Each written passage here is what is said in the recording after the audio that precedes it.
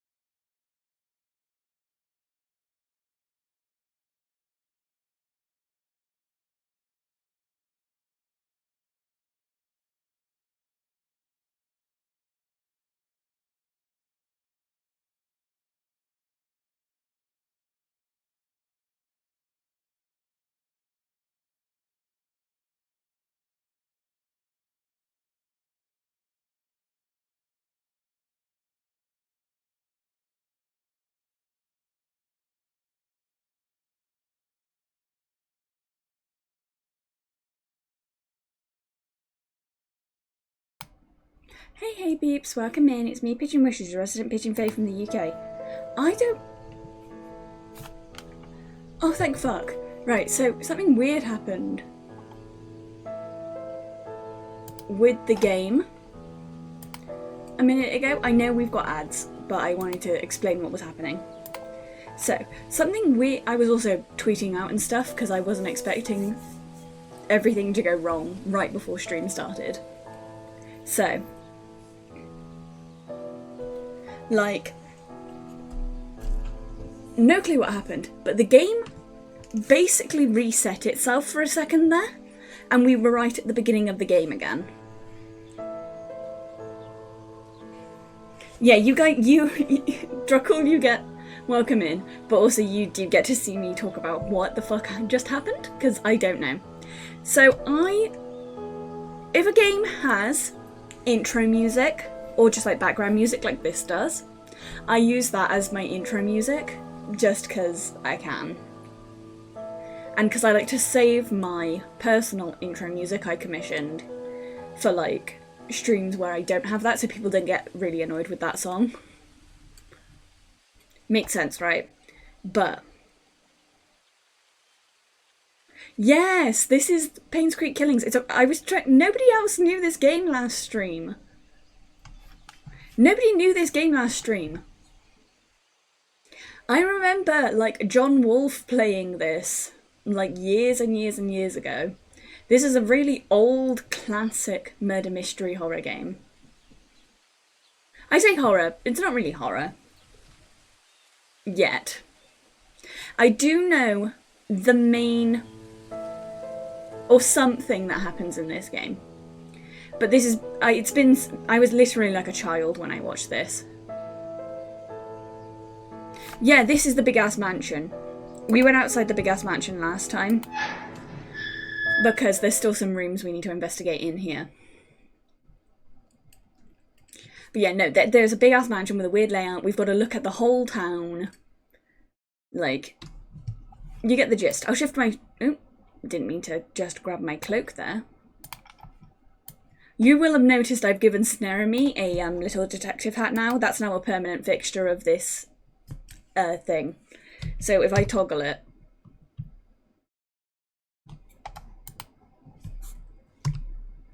Sneremy's little detective hat is a permanent thing now. Yeah, his little... Because I've been putting it on manually every time. But now it's a permanent fixture of Sneremy. His little detective hat is like a permanent thing that's gonna appear every time. So yeah, no clue what happened with the game there. It like simultaneously crashed, popped up with the message saying, do you want to reset your game from the beginning? And started itself from the beginning. It started playing that's what you heard, was the intro cutscene again. But I hadn't clicked anything. It opened and did that, basically. So yeah, I freaked out for a minute thinking the game had entirely reset and I would need to replay the whole thing from the beginning. And we've done this game for like 3 hours. So that would be 3 hours of gameplay again. And I might have just played something else instead until we caught up. Right, what's in our inventory? I think we have the attic key, don't we? Yeah, I think that's the last thing we did was the attic. Because there's more stuff in this weird mansion we can't do yet. Like there's this down here. We also don't know what order we've got to pull the books in for this secret door here, I'm assuming is there. There's just some stuff. We've been to the hospital and had the jump scare. Oh no, I'm a firm never... So, I may play the Sherlock games on this channel, if people beg me enough. If people beg me enough on this, I will maybe play the Sherlock games. But I want people to know that I won't be happy about it. Those games are complete dog shit and everything I hate about detective games, basically. The fact that literally nothing you do in that game matters.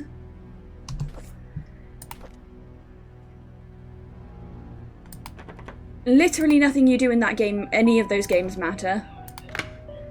Because it just agrees with you. So say the one case with the elephant, if you've played that game, you can choose who set the elephant free to kill the guy. And no matter who you choose, the game will say you were right. And I think that's bullshit. I want there to be a correct answer in my murder games. The Lovecraftian one isn't as bad because it doesn't do that. There is an actual plot to the Lovecraftian one, from what I gather.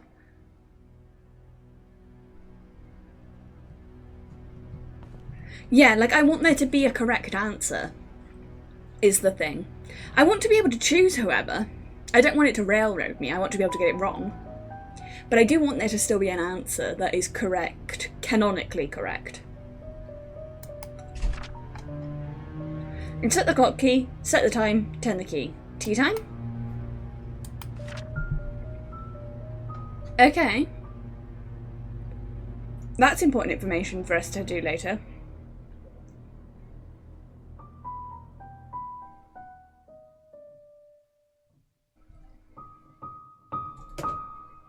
Does it? I swear in the playthrough I saw of it that it doesn't tell you, actually this is the wrong person. Or maybe it does that in one of the games and not the others. Because the Lovecraftian game, you can't really pick or you can pick the wrong answer, you'll get it wrong, and it will tell you you're wrong. But in the prequel game, the one where John is a hallucination, you can pick anyone and it will tell you you're right. And will make up a reason why they were why they were the one that killed them.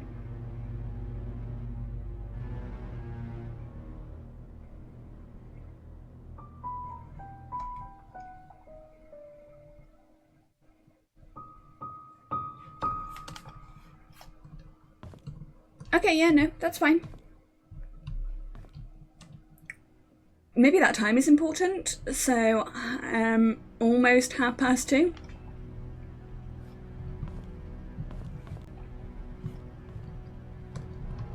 Anything else in this attic that's vaguely important? No?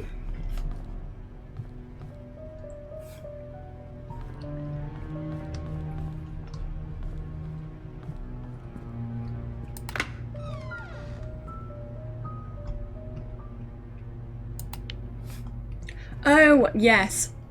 That is the case in some of the other games as well.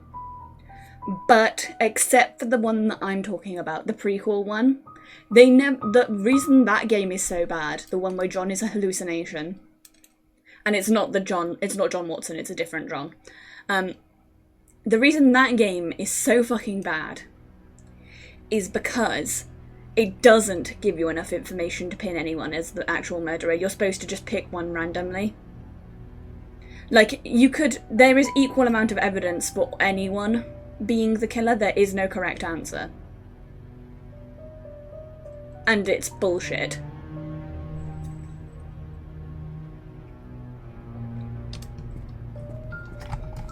It's a spoiler for the end of the game.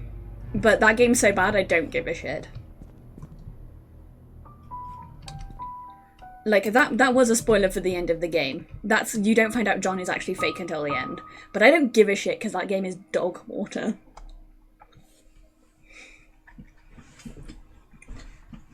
No, it tells you in the fact that you can guess that John is fake. But Sherlock himself doesn't find out John is fake right until the end, when he realises all his memories of his mum were also a lie. He's essentially a form of dissociative identity disorder. For Sherlock. Oh, it's so obvious. I guessed it in the first 5 minutes as well. But Sherlock doesn't find it out until right at the end.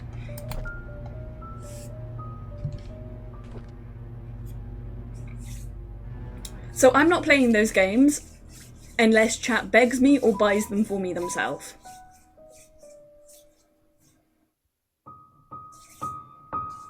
Yeah, basically, yeah. It does do that. It basically tells the player straight up, John is fake, but Sherlock doesn't know that. Sherlock's under the assumption he has a second brother.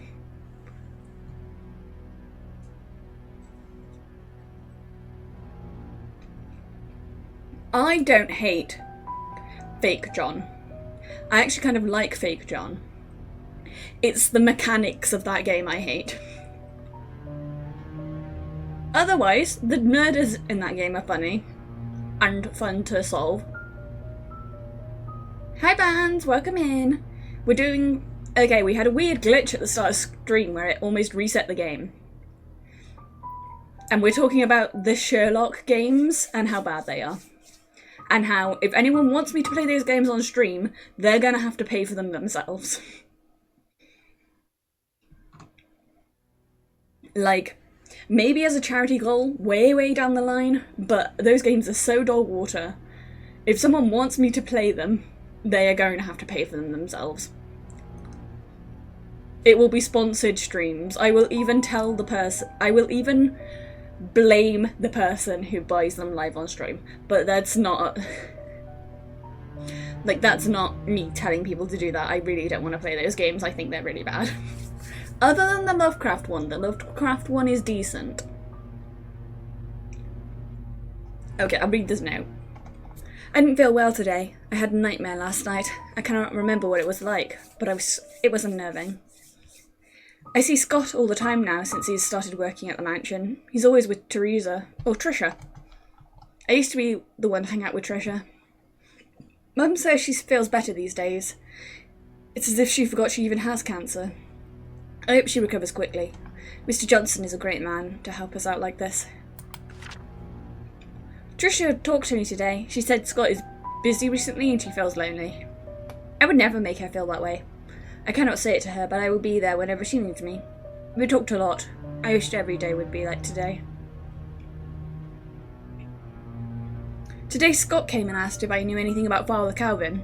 I only knew him as the previous church pastor before.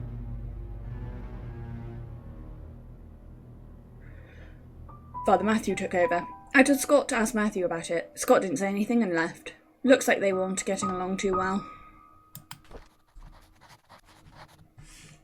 I love when games do that, when their character's like a pun. There's another game that does it as well that I can't remember.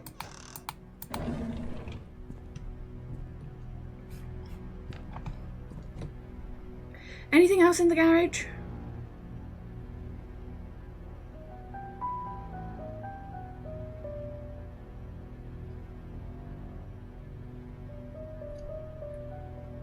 I can't remember if there's anything else in the garage.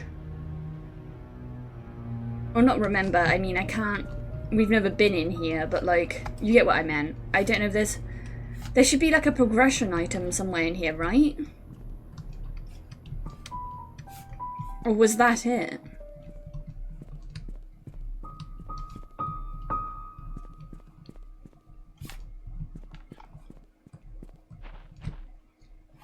So was that a bit pointless?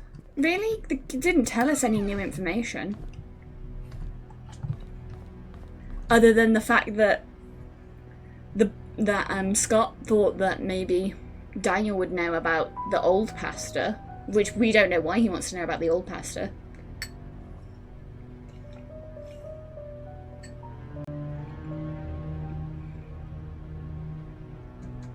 Oh god, yeah. I like detective games, but there have been some games that have made me crash the fuck out.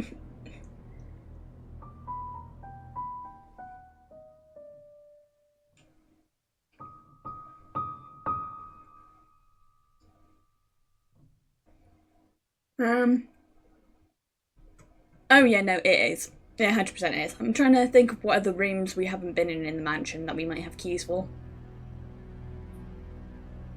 We've been in... Let me get the map up. Right, so I'll tick off rooms we've already been in to see where this key might go to. Oh, have a good time at work. Thank you for coming in, though, Drackle. So we've been in the study room. We can't do anything else in there. We've been in the library. We've been in the dining wine cellar. We've not been in. Laundry room we've been in. We've been in the garage. Gallery room.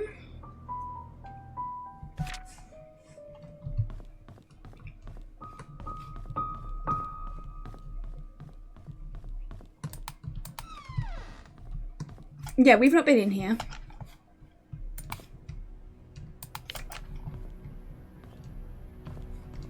What was the portrait he says that he spends a lot of time looking at?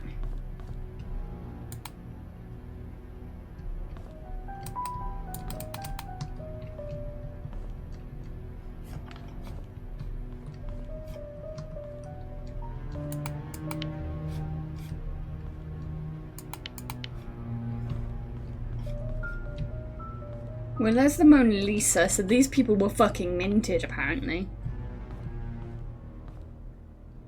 These people apparently had infinite money because they've got the fucking Last Supper in their painting gallery, so they're obviously minted.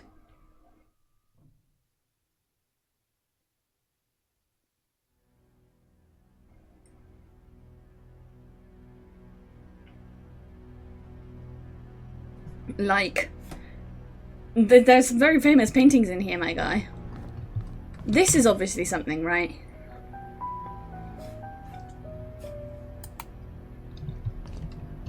But how do we open it?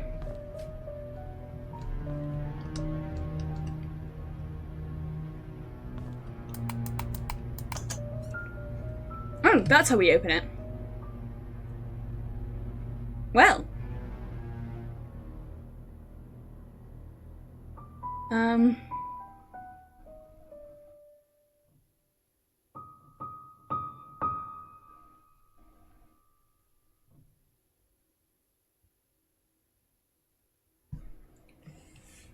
We don't know the code to this yet. I don't think.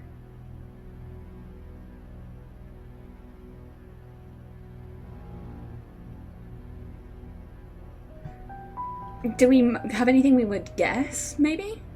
Where are the codes that I wrote down the other day?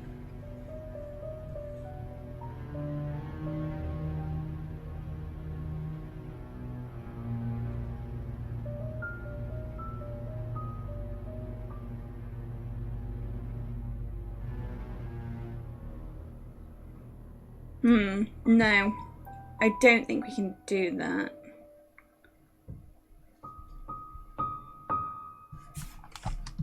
Other rooms we might have keys for. That's locked. We can't open it. We'll go back upstairs. There's got to be another room we're missing in here. Yeah, Trisha's room, I'm pretty sure, right? No. No.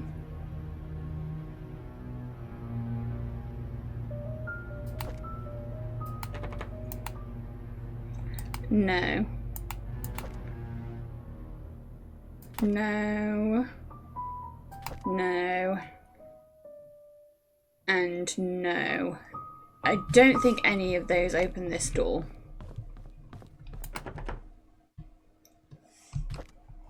We can try these ones. No. Again, no. What rooms are these?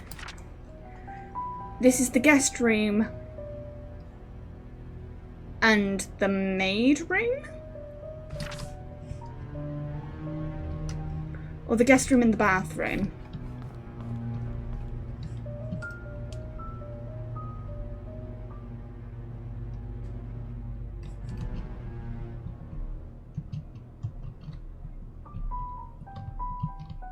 Oh, what's going on here? Have I accidentally put on a whole bunch of alt outfits? I think I have accidentally.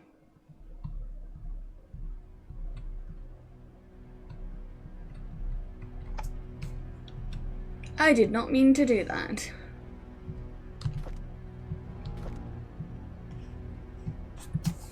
Let me just fix whatever the fuck is going on with my model.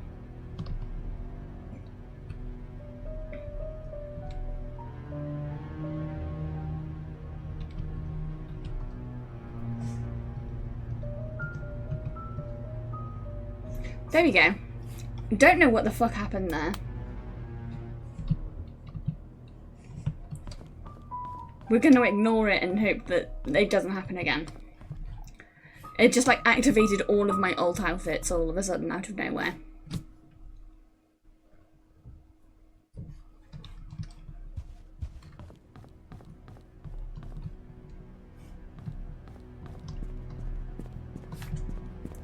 Nothing in any of these rooms to do.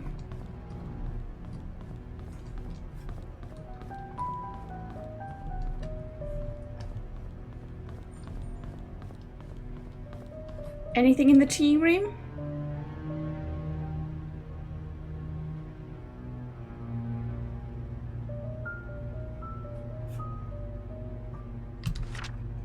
Where's the master bedroom?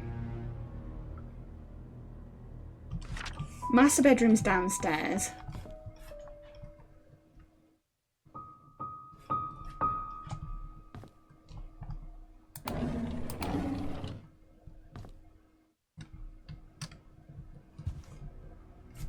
Have we done that already? Also, this is a clock. Do we have a clock key yet? Let's use this. No, it's not the clock key then.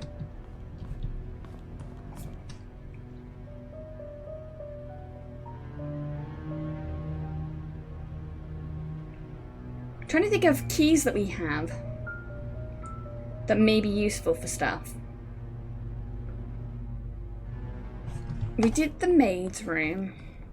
Let's go back to Trisha's room and see if any of this key is maybe for this.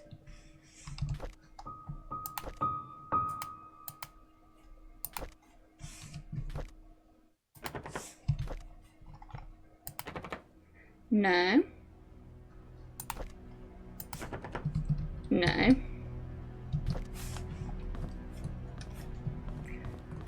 Mayhaps that one key is for this for this. Yeah. Dear Trisha, you can always stay at my place when you feel lonely. Dorothy.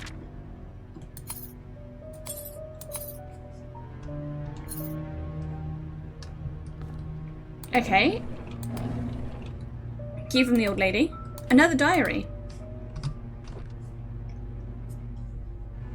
May 22nd, 1994. Mum's so judgmental. She doesn't want me to be near Scott, saying that I should find someone who's of the same class as me. What does that even mean? Who determines what class Scott is? Did Mum talk to Father Matthew? Is that why Father Matthew has also forbade us from seeing each other? Don't they know we're in love? Last night, Scott and Father Matthew had a big fight. Father Matthew told him to stop seeing me again. I asked Scott why he doesn't know and he doesn't know the reason. I feel so miserable.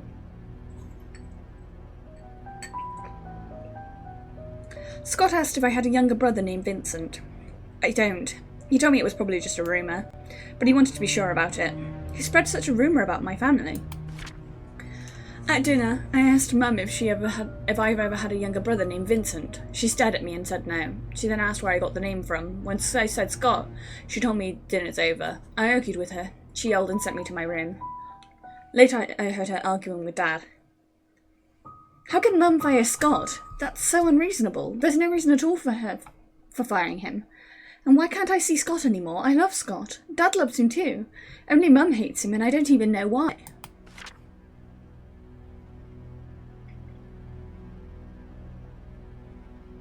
I find it really strange. I knew that today was Scott's day off, so I tried to surprise him at the cabin. I searched everywhere inside and outside of the cabin. There was nowhere to be found. Just as I was about to leave, he suddenly appeared as if he'd been here the whole time. This happened several times now. I'm wondering if there's a hidden room in the cabin that I just don't know about.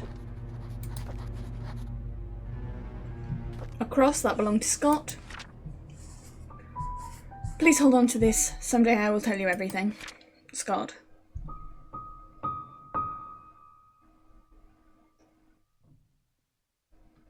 Okay.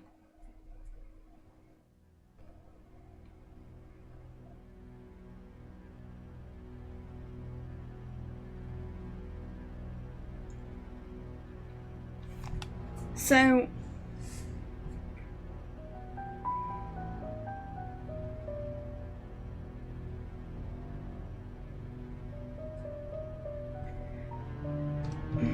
we need the key to the clock, really. I think that's going to be important, because we know what time to open it. It's 2:30. We know... I really think we've got to go to the master bedroom. Which is downstairs, I think? Weirdly, the master bedroom is downstairs.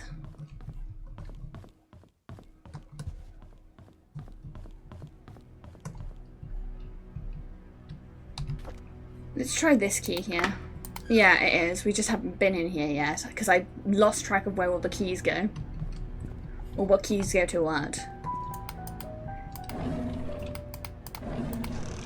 The trouble with this game is that I get so immersed in trying to solve things quickly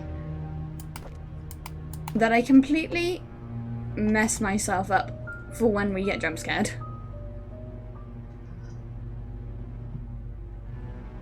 Any particular reason we can pick up that hat, or is it just there because? And there's the clock key. Okay. And a diary from the mum. Andrew came and told me he didn't need an assistant. He said Scott is too inexperienced and a burden to him. What he hasn't realised is that the garden's not been maintained for over the past few months. His drunk behaviour is irritating, and that Scott is actually doing more work than he is. Scott is a fast learner. He should be up to speed in no time. Charles was the one who insisted on hiring him anyways. Charles likes the boy. They've been hunting together for quite a number of times, and Charles always seems happy with his company. I just don't understand his love for hunting. He spends more time in his hunting cabin than at home. I was shocked to learn that Scott has been asking around about Sophia. How did he know about Sophia? Who could have told him? It must be Andrew, that drunk. I told him Sophia is gone. Those hallucinations of his are getting worse. He needs to see Henry and get more pills. I'll need to have Bernard keep an eye on Scott from now on. I'll try to see who he talks to, who he asks. I called Oliver and asked if he could be the main photographer for the Easter fundraising event. When he asked what the funds would be used for, I told him to raise awareness of Painscreak to promote our town's tourism. After listening, he agreed to help. When he asked how much he would charge, he simply said it would be free. I was surprised, but I am thankful for his contribution to the town.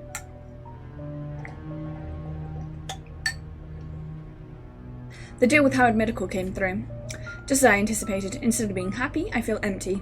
Am I getting numb from work, or is that I don't care anymore?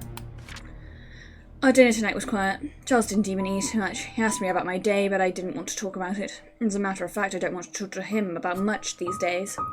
Trisha was silent as well. She's distancing herself from me, I can feel it. She used to confide in me about everything. Now we hardly talk. Is stopping her from seeing Scott wrong? I don't want Trisha to be near Scott anymore. Of all the men in this world, why would Trisha pick him? This is unacceptable. So I take it they're maybe siblings then? Like maybe Trisha and Scott are siblings.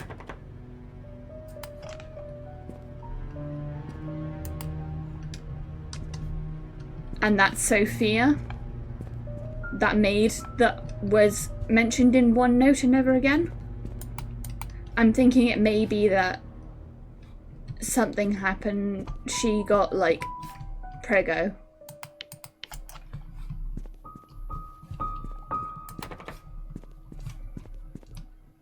Can't open that door at all, so that's done, did.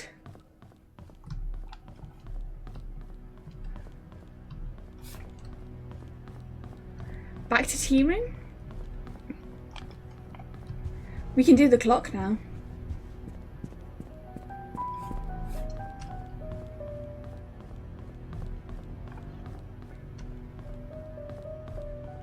God, this town is too big.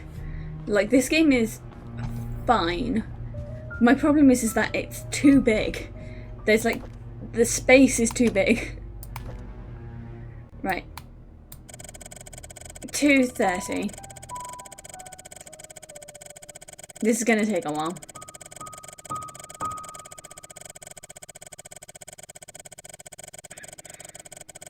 Come on.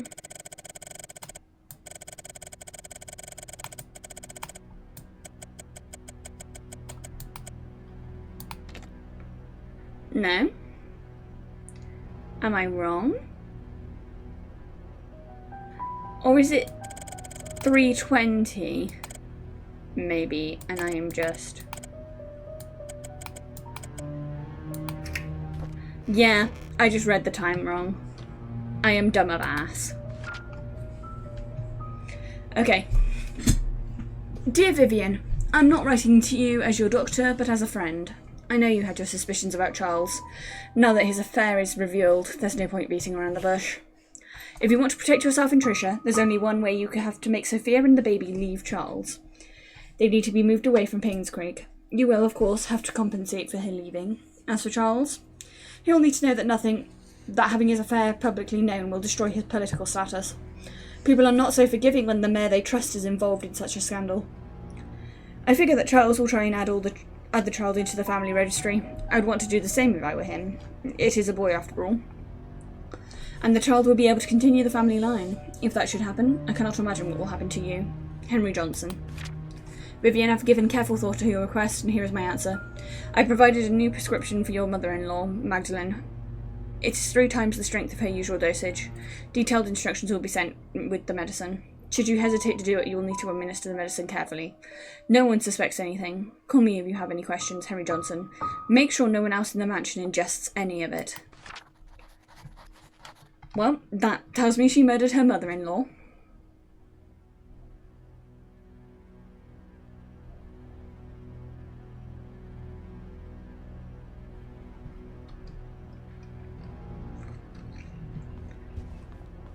So she goinked her mother-in-law.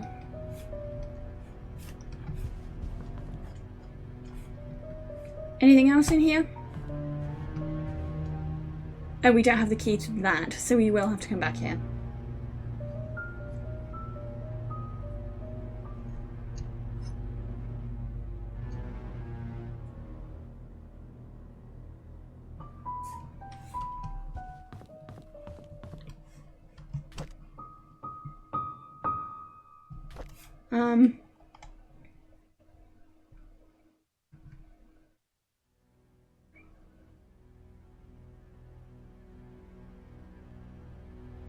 So we can't do anything there.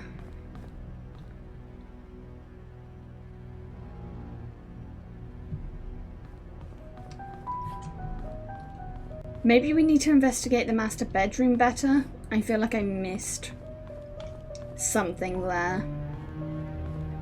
Because that seemed like a key room to me. And the fact that we only had one key in there is not my favourite thing ever. Well, yeah, I did fucking miss something then. I'm a dumbass. Isn't that the room of the detective, 201?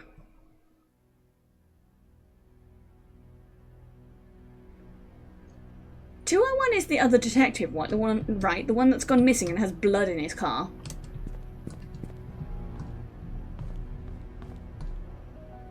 That's not good. All these doors are locked. If they're locked and his key is in that room and he's not there, who locked all the rooms? And are they still here?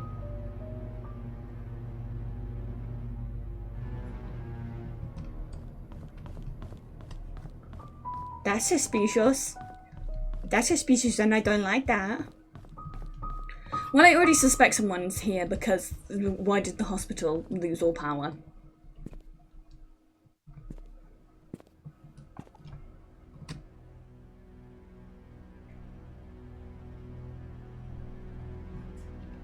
Right, let's look at this lock again.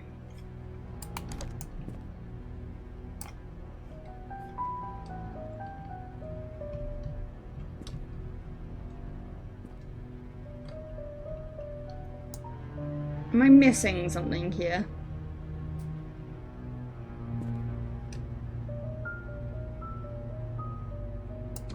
Is there letters there? I think there is. I think they're just really hard to make out. That's annoying. Let me crouch. Yeah, I can crouch. I forgot I can crouch. Despite the fact that I've done it several times this episode. KQBK. Okay, that's obviously a clue.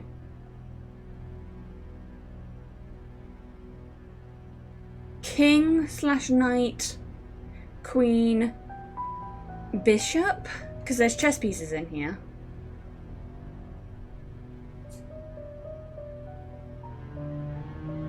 We don't know. I don't think I've seen a king.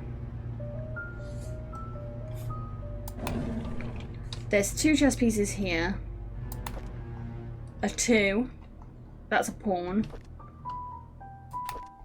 A knight. That's a 5. There was one in the shed with a 1 on it. I think that was a queen.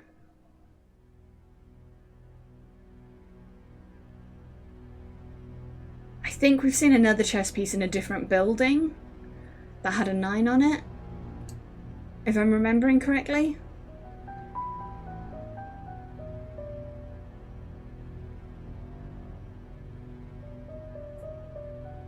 We can try 5194.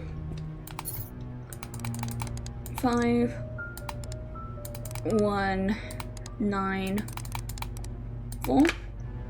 Oh, there we go. Nice. Okay. Beckett Investigation Services to Charles Roberts. Upon your request, we investigated Andrew Reed and Henry Johnson's deaths. Due to confidentiality agreements with our sources, we are unable to reveal the true nature of their deaths. Suffice to say, both of them did not die of said accidents. So we dug deeper. Sorry I keep taking sips of my drink. My parents bought a ninja slushie, and so we've been turning everything into slushies at the moment. And I've got a Dr. Pepper slushie, and it's good. It's good. But I'm also trying to drink it before it melts and turns into not slushie anymore. We found out that Andrew and Henry both related to the disappearance of Sophia Miller and the death of Madeleine Roberts 20 years ago. Yeah, I'm living the dream, my guy.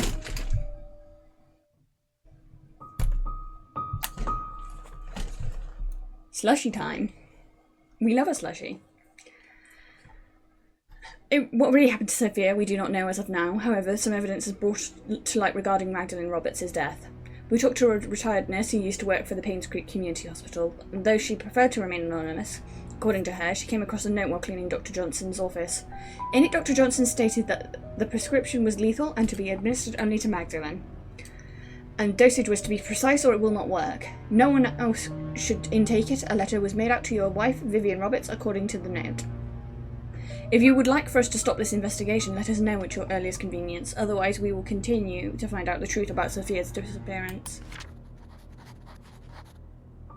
Confirming what we already knew. Sophia went missing, and the wife killed his mum. Our investigation was initially promising. We interviewed possible witnesses who might know something about Sophia's disappearance. Months later, however, we are now nowhere near knowing what happened to Sophia. We've searched through all of the states for many possible traces, but to no avail. We can conclude at this time the main cause of Sophia's disappearance has to do with Andrew, Henry, and Vivian. Now that they are gone, we are unable to get to the truth about what really happened to Sophia. If you prefer, we can continue the search, however the results look bleak. We have posted rewards for any information regarding Sophia. We're hoping to get that it's just a matter of time before someone with real information steps up. For the time being, we suggest that you wait. Should anything emerge, you will be the first to know.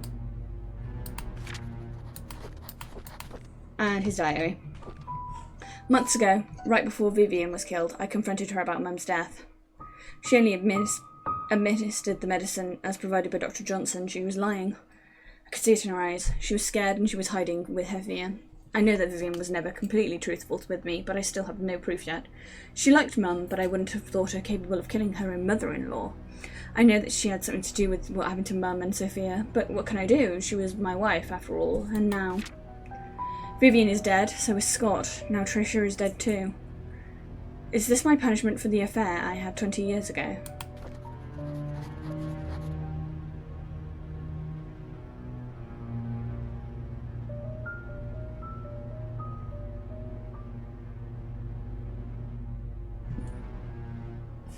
Okay, now I'm going to brute force this puzzle.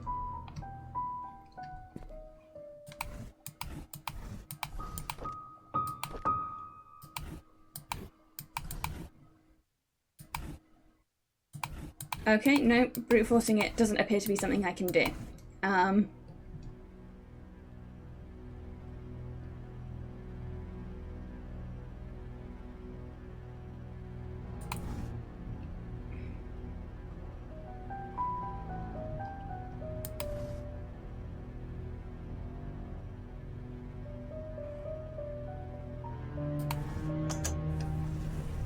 Oh, that just dragged me with it.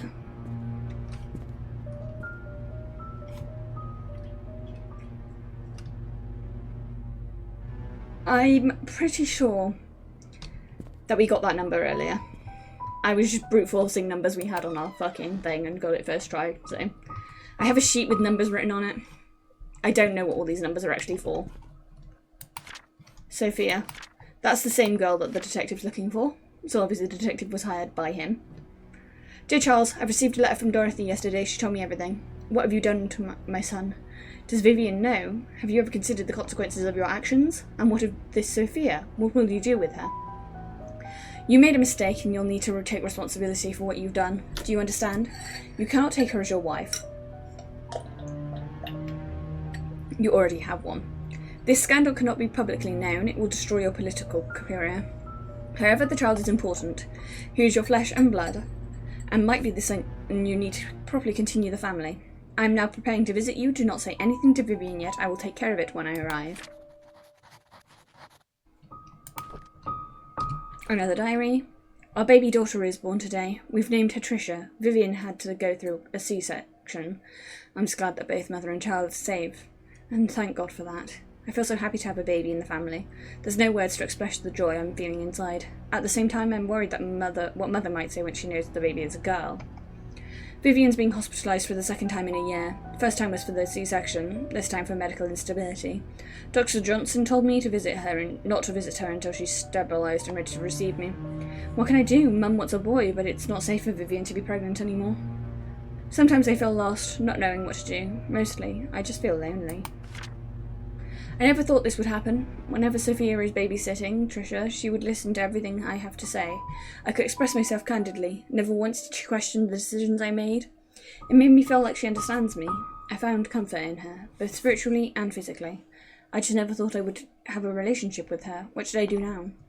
I have a name for our child. He will be called Vincent Roberts. I will add him to my will. Sophia seems to be hiding as well as she can from Vivian. Even I have not seen her in these last 2 days. I wonder where she could be. Vivian hasn't spoken much since she was discharged from the hospital. Dr. Johnson said she is fully healed, but it will take some time for her to adjust back to her old rhythm. I feel our relationship is dissectioning or has suffered permanently in some way.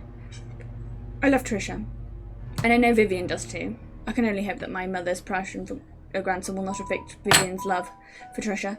I hope that she does not hold any resentment towards Mother. Well, she held enough resentment to murder her, so...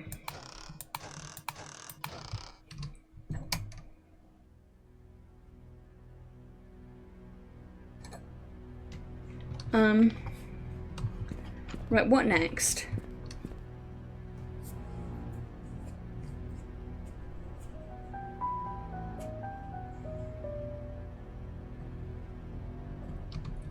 Maybe we go to the inn again?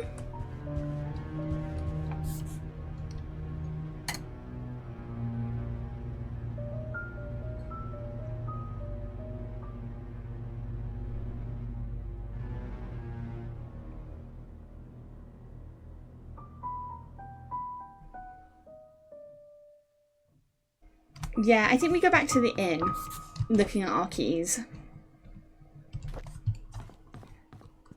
That seems to be the best port of call, at least. Or the place where we're going to get the most information. It's so weird being like, it's like very liminal, this game. But this was before liminal was kind of like a trend.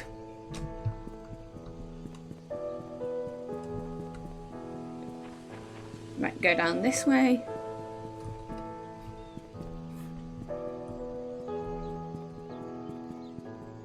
And make our way back to the inn.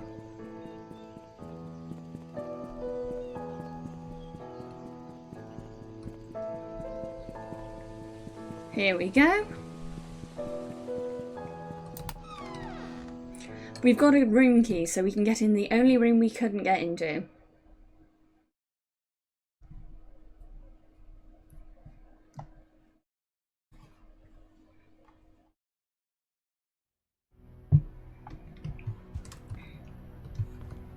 Sorry if I'm being a little bit quiet today, chat. I've had like a weird day today. In the sense that I felt like weirdly, like emotionally weird, but also I think I've got like some sort of bug that's going around. I've been very lethargic, and I think that maybe it's affecting stream and I'm just being more quiet than I usually am. Hi Mixor, welcome in, hun. I'm doing okay.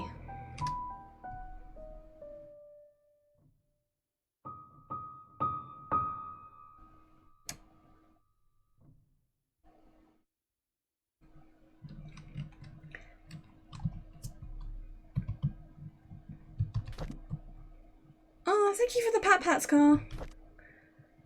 Snaramy's doing alright. My little guy is prepared for detectiving.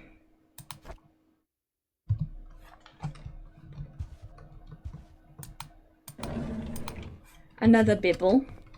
All of this has a bibble in it. Photos. Person on hospital roof.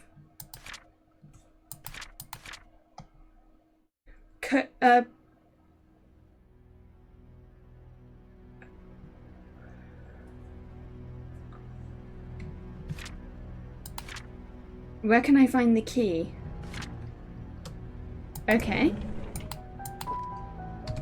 Detective information. Bernard Hopkins. Father died in mine accident. He was at the home the day Vivian was killed. No alibi. Interview with Dorothy. Interview with Mary. Interview tomorrow at Moon Cafe. Meeting with Sheriff at the outpost. He mentioned wanting to show me some files. I found a hidden panel in the reception area. It's part of the counter. It's hard to pop open. The latch is placed at one of the corners. There's some interesting stuff they hide in there. Oh? Oh? Hmm.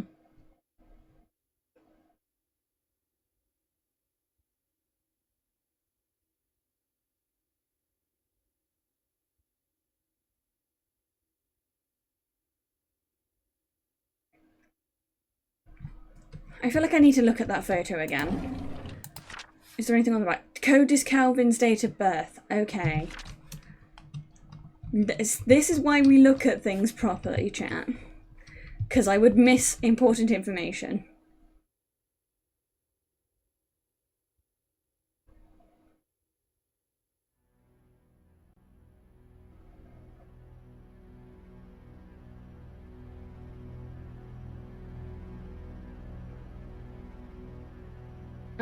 What else?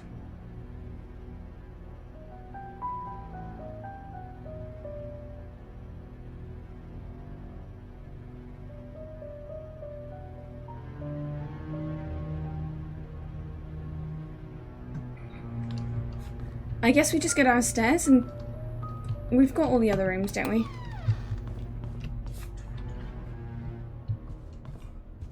Yeah, I think we've done all the other rooms.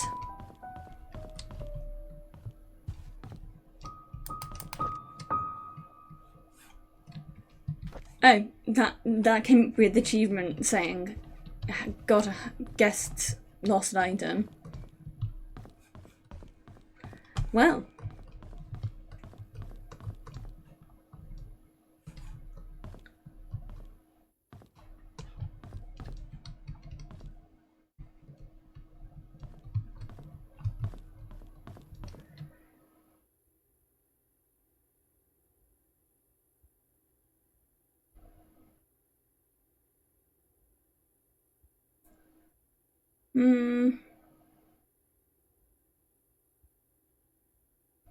The compartment. Oh, it's behind the desk, isn't it?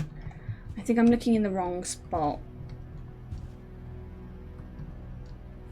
We know there's a compartment here.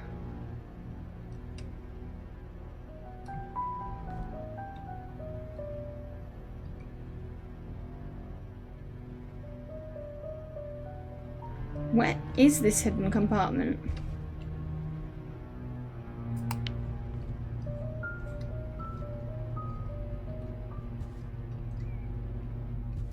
It's gotta be somewhere.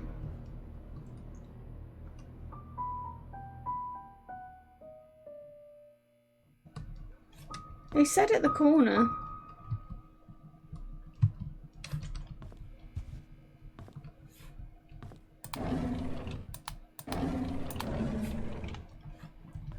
I swear they said the corner.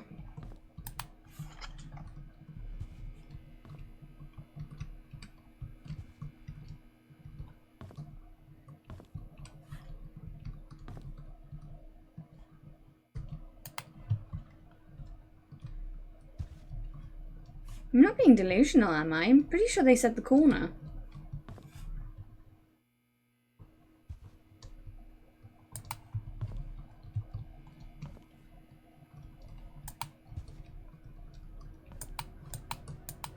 At the corner behind the bar.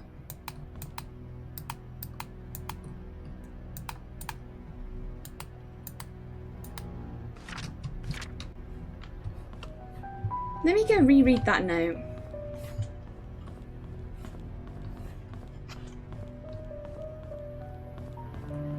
Because I'm pretty sure it said the corner behind the bar.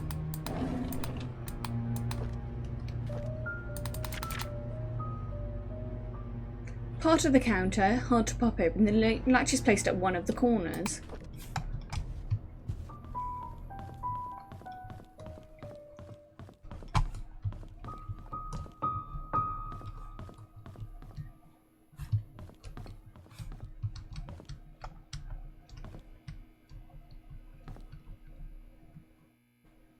Yeah, they said the latch is placed at one of the corners.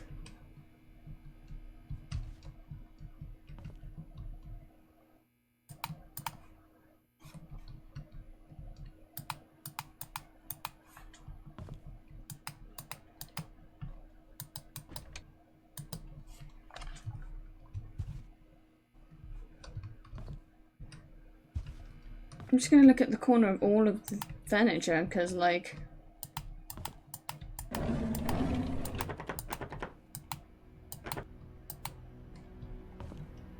That's locked for some weird reason.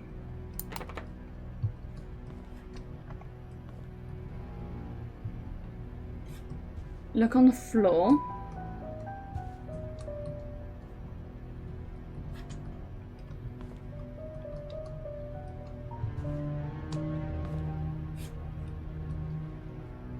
This is the thing. Why is it not?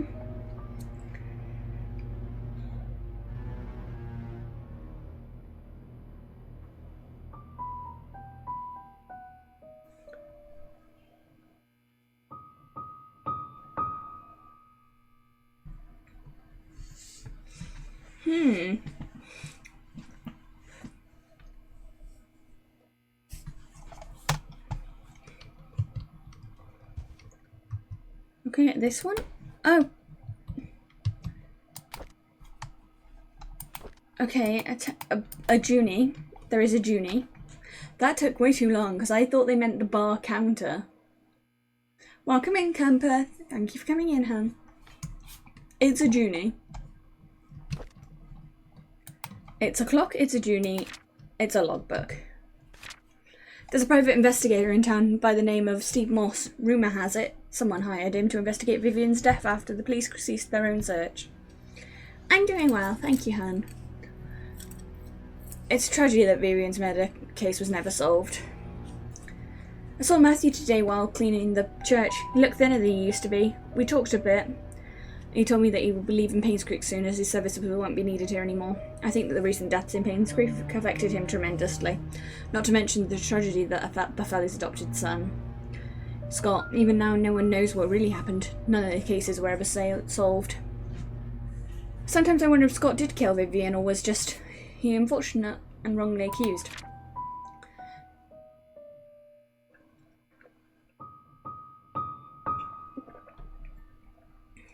Mr. Moss came by today to question me, see if I know anything he hadn't already learned. I told him everything I legally could. When he asked how the investigation went, he said something about an incident that happened in 1975, which might just be a breakthrough that he needed.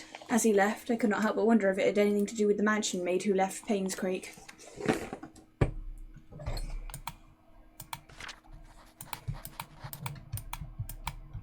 Is there a reason I can pick up the bunny? No, it's just Jubis o'clock.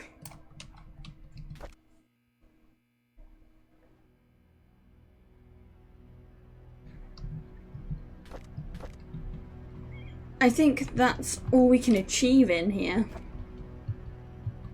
Oh wait, there's a camera. I forgot there's a fucking camera in this game. I've not used it once. Okay, we're exiting the inn.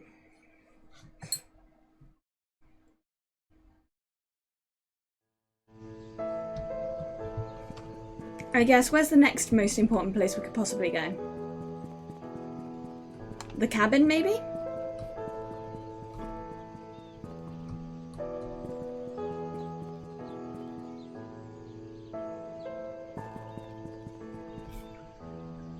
Oh, that's the cemetery. Well, we're right. If we're by the cemetery, we might as well go in the church.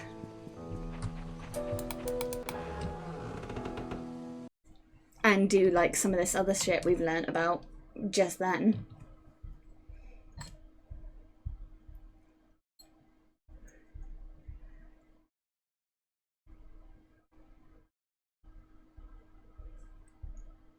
But yeah, I've been in a really weird mood today. I don't know why. I think it's the change in weather. But my parents did get me a big several boxes of sour sweets, so I'm doing a lot better than I was earlier, at least. Because what is being a big sad in the face of big boxes of sour sweets? You can't be a big sad when you have a box of sour sweets. And multiple boxes of sour sweets? You can't be sad at that. It's illegal.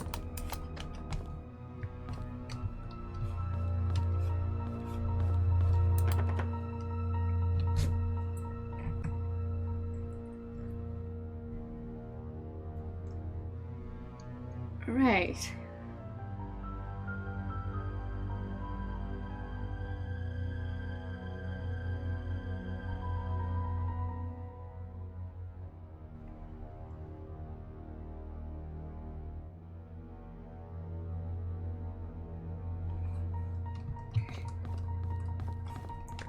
I think I just went into the wrong bit of the house. I think we need to go to the confessional, isn't it?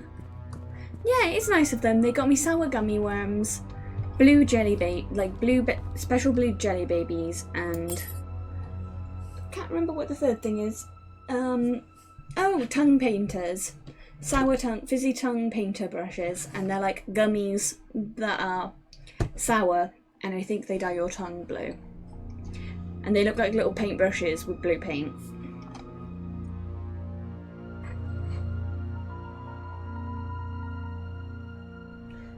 Right, so the code we want is 10-2. This is the boy's birthday. 402. It was nice of them, considering nobody even knew that I was in a weird mood today. Dear Father Calvin, this letter is about the things that I have witnessed during my stay in painscreak while in service to Mrs. Magdalene Roberts. I have no one to confide in. I dare not speak to you in public. Hence the letter. Honestly fair, she probably did figure it out, knowing my mum. And I haven't felt right for the past couple days, to be fair. I think this change in weather has just really made me very tired. I accompanied Mrs. Roberts to painscreak on July 4th, 1975 to visit her son Charles. It was rumoured that Vivian had a nervous breakdown following her delivery of Trisha and that she had to stay in PCH for rehabilitation for several months. During that time period, Charles was all alone. He found comfort in a housemaid by the name of Sophia. They had an affair. A boy was born. 2 days after arriving, they were informed that Sophia, along with her child, had left painscreak. Where she could have gone off to was a mystery for all of us. I assume most of us believed in the story, including myself. However, Miss Roberts refused to believe that Sophia would leave when she would have been accepted into the Roberts family. The boy that she bore for Charles would have guaranteed that. Miss Roberts initiated a search for Sophia with our driver, Patrick, and myself. It lasted less than 2 months before she passed away from a heart attack. What I want to confess in this letter is not about Sophia, although I was initiated by her disappearance. It was about Mrs. Roberts' untimely death, you see. Mrs. Roberts had a heart condition and it had been affecting her for a while. However, her medication had always kept her stable. Her prescription was still the same during her visit to Painscreak, yet her condition deteriorated.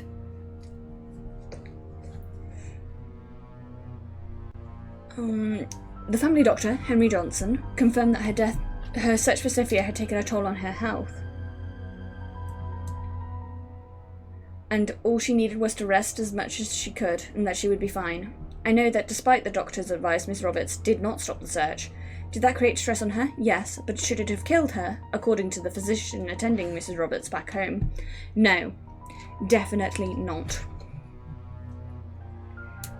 Not within such a short time span if she had taken her medicine. Her body was never autopsied. Her son, Charles, wanted her body untouched and buried properly. As Patrick and I were packing to leave for home, I couldn't help but wonder, who could have wanted Mrs. Roberts dead? Is there a connection between the affair of Charles and the housemaid, and the disappearance of Sophia and her child, and the death of Mrs. Roberts? I would like to say whom I might suspect, yet I am in no such position and am afraid that might name the wrong person. As I write this letter, I hope you can understand what I am trying to convey. I pray that the truth will be revealed as God permits it. Sincerely, Sylvia Edwin. Or Eden. Not Edwin. So yeah, pretty much confirming.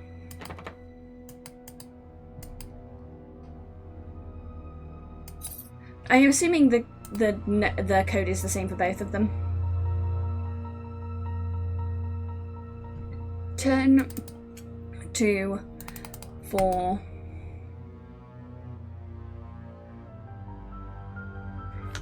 do you want me to give Snaremy a pat pat too? I can give Snaremy a pat pat too. Where is the pat pat? There we go. Pat pat. I should probably set up pat pat so that it automatically goes to Snaremy too, like how I've done with the little detective hat. Ah! I'm striking my detective hat. No! Go away. Make detective hat big again. Make pat pat normal. Take Snaremy detective hat, make normal size again. Take Snaremy pat pat, make small.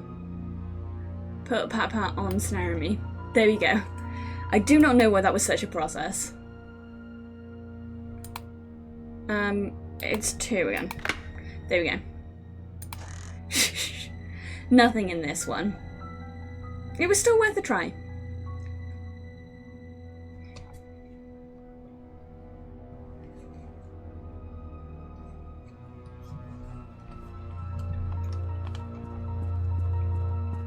Yeah, we've been having scuff today. Things have just been going wrong right, left and centre. But I can admit that it's entertaining. Right, this code I might be able to answer.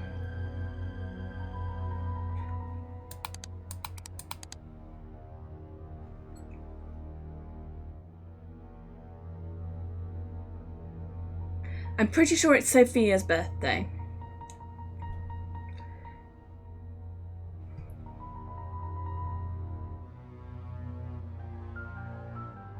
Which was March something. March, I want to say 18th. Yeah. We saw that in one of the diaries in the manor. I think it was the bloke who went looking for her. I visited Scott today. I couldn't believe what he said. How could Aunt Sophia be dead? How could Andrew, Henry and Vivian have killed her? Did Dorothy know? How about Wanda or Charles? Did they know? Why didn't anyone tell me? I visited Sophia's grave today. It was just a wooden cross that Scott made. There's been no name on it. I placed her some flowers in front of it. She always had a liking for flowers. We had mass today. Vivian and Henry were there. Andrew, as usual, came. And as usual, no, Vivian and Henry were there. Andrew, as usual, didn't. Oop, have a good luck, camper. Sorry, everyone, for word hard day. Word hard. All I can think about whenever I look at them is whether they actually killed Sophia or not.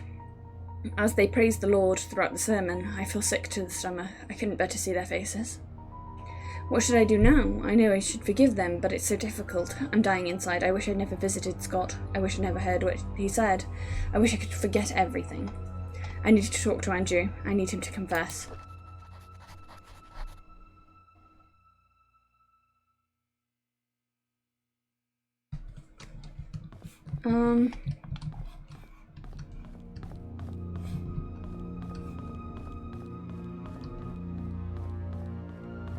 We're looking for somewhere to put a cross as well. Because I have a cross that I'm pretty sure is a key, because it's in our inventory.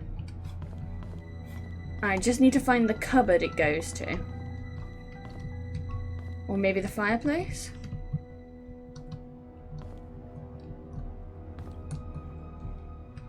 No.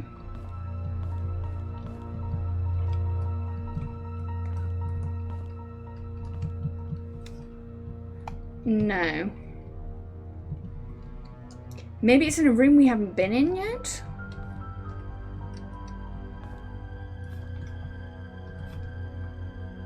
Because there is still that,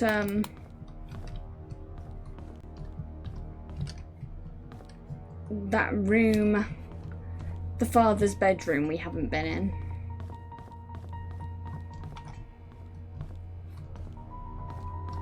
We'll check downstairs again.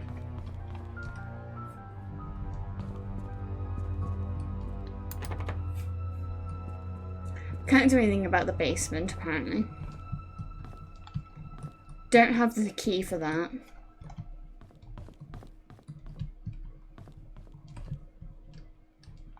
No.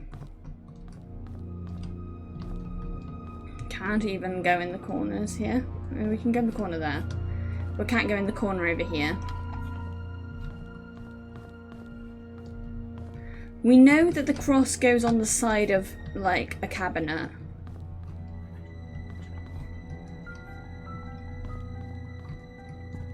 No, I think we just can't do anything about this right now. Well, it was worth a shot.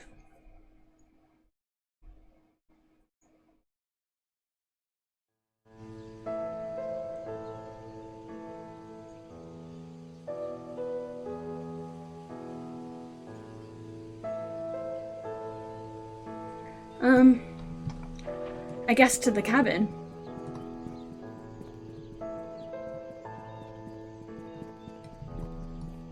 And hopefully we go the right way this time. It's pretty much all the way over the other side of town.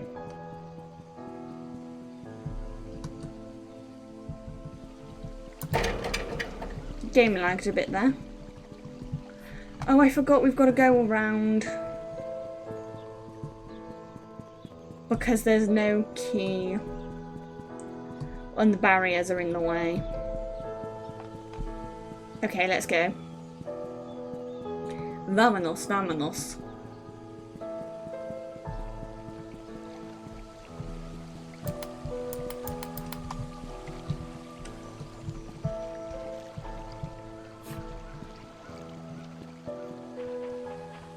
Back to the cabin.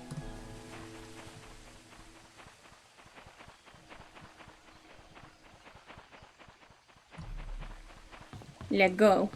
We speeding. We zooming. The game is lagging. Oh no. Oh no.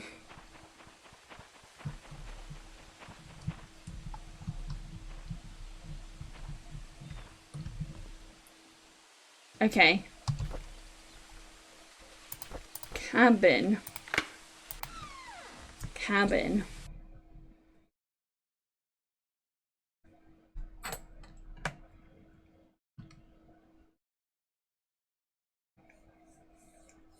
It loading. I don't know why the game is struggling so much today. Last time we played it was fine.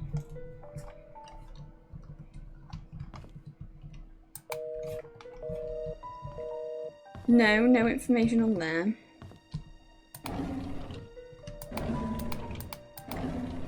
Okay, what is this key for? No, I don't want to close that, I want to pick up the book. Today's Valentine's Day. I wanted to spend the day with Trisha, but Charles invited me to go hunting. I was nervous, not because it's my first time hunting, but because it's with Trisha's dad. Turned out I actually enjoyed being with him. I feel comfortable talking to him. I don't get it. Why would Father Matthew forbid me to be with Trisha? Is it because I'm not rich? Because I'm an orphan? You didn't explain anything to me. Maybe he just doesn't love me anymore. I feel so confused. We quarrelled again today. I couldn't stand Father Matthew's preaching attitude, so I yelled back at him. I know I shouldn't have done that, but I'm so frustrated. Father Matthew said that I'm not an orphan, but what does that mean? Does he know who my parents are? I pressed him to keep talking, but he wouldn't tell me anything after that. I need to know more. In these past weeks, it's become more difficult for me to talk to Father Matthew. Whenever we speak, he addresses only church stuff. I've realised that I'm starting to avoid Father Matthew. Whether he asks me about how my day was, I don't feel like answering him. When I ask him about my past, he's always trying to change the subject. I feel so frustrated. I moved out of the church. Father Matthew did not object, although he looked a bit sad. Mr. Roberts was kind enough to let me stay in his cabin, if I'm willing to work for him as an assistant gardener. That way the mansion garden can still be well maintained even if Andrew can't make it. It's been a month since Charles gave me his cabin to stay. I still don't know where to start my investigation. Andrew's been drinking. Bernard asked me to bring him home today. Whenever he's drunk, he accuses himself, saying he's a sinner. Sometimes he would mutter names that I've never heard of. All the names I think I only recognise Magdalene. I just can't remember where I heard that name before. Just returned from the orphanage and found out that that it was Father Calvin who brought me there. The record sheet stated that I was from Painscreak. How? If I was born in Painscreak, there must be records of me in the hospital, but I've checked. There's none. Broke into Father Matthew's bedroom today. I shouldn't have done that, but he might have had something that could help tell me about my birth parents. He didn't have anything relevant. Andrew's drunk again. This is the 5th time I've had to bring him home and then cover his shift. It's getting quite annoying. As I laid him down in his bed, he muttered repeatedly, "I'm so sorry, Miss Sophia." Who is Sophia? That's your mum. And you don't even know it. Poor boy.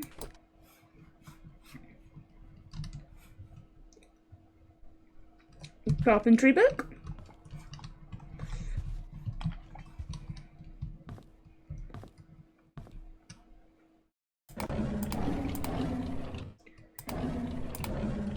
No, nothing in the kitchen. Well, he has guns. And they are locked away. So at least he's practicing gun safety.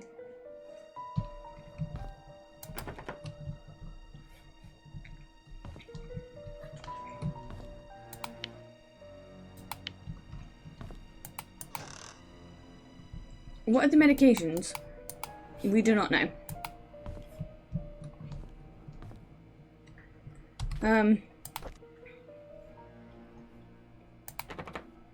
No. No. No. How to open bedroom?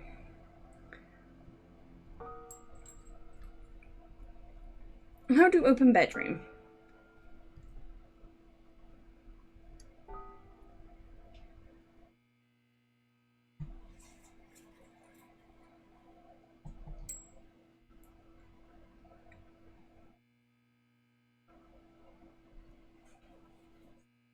I guess maybe we need to go back to the church. God damn it, we just got out of the church.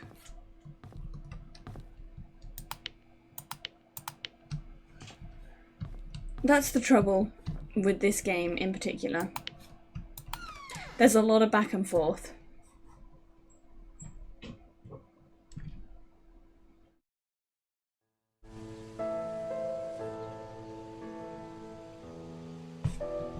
Like a lot of back and forth.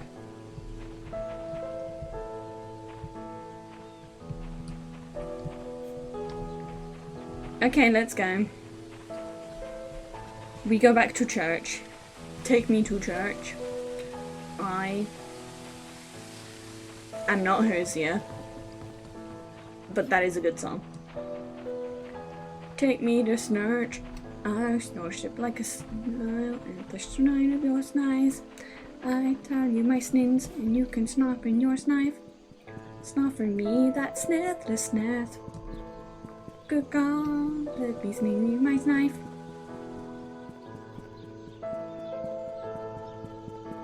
Snurch. Take Me to Snurch is a banger. I will not take credit for Take Me to Snurch, that was a Junie idea. But Snail Covers is a joint effort. We both do Snail Covers. Oh wait, no, it wasn't a Junie idea, was it? It was originally a different meme that we found after we played Snail Sim, and we stole it. But the other Snail Covers, that was all us.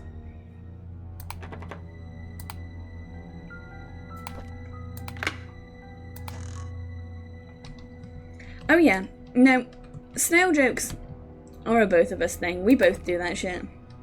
Key to a basement.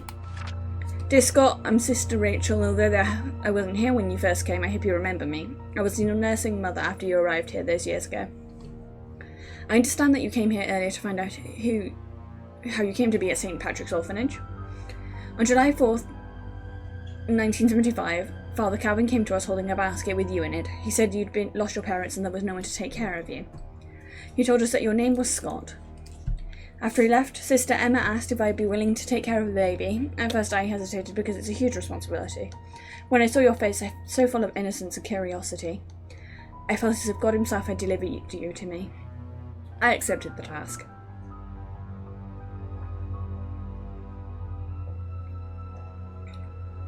When you were 10, Father Matthew came to see you.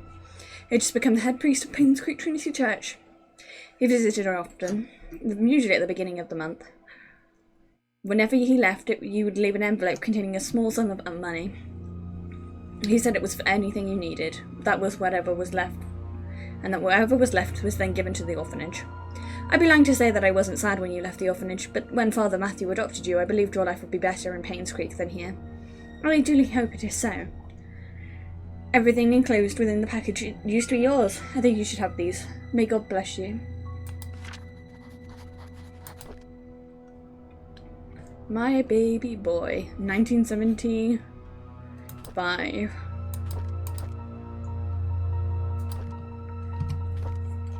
I asked Andrew about Sophia. First he freaked out saying that I shouldn't go around speaking that name. Then he said he'd never heard it in his life. Is he hiding something? Why would he lie about Sophia? That makes me want to know about who Sophia is even more. I asked Wanda if she knew anything about Sophia. She said Sophia used to work as a maid in the mansion for a few years until she was let go. When I asked why, Wanda said she didn't know. However, she thought that Sophia was a manipulative woman that would do anything to get what she wanted. And Wanda resented that. I met Derek today and he asked if he knew anybody by the name of Sophia. Apparently he's not on speaking terms with me. I wonder if it has anything to do with Shriha. During today's lunch break, I asked Bernard if he knew about Sophia. He was surprised that I knew that name, but proceeded to say he did not know her that well. Somehow I feel uncomfortable. Whenever I talk with Bernard, his cold gaze gives me the shivers. I met Dorothy while tending to the garden. I asked her about Sophia. She looked confused. She was curious as to where I heard that name. I told her it came from Andrew. She kindly explained that Sophia was a close friend of hers when Sophia first came to work for the Roberts family.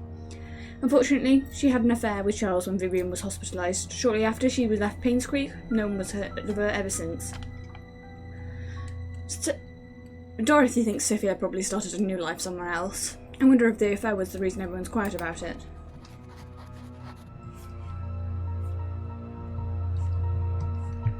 Right. Basement. Oh wait, no, that's not basement. Although we do want to go upstairs into Father Matthew's room.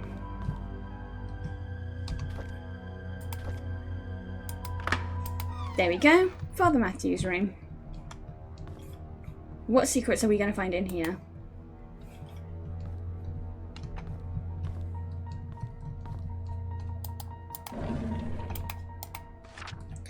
Dear Mr. Brooks, we have evaluated your case and accept the request to represent your son Scott Brooks in court. We are in the process of drafting an appeal for his release.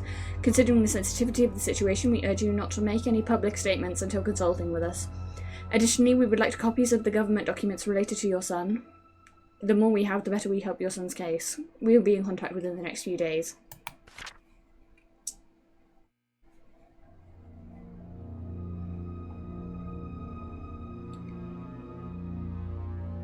Okay.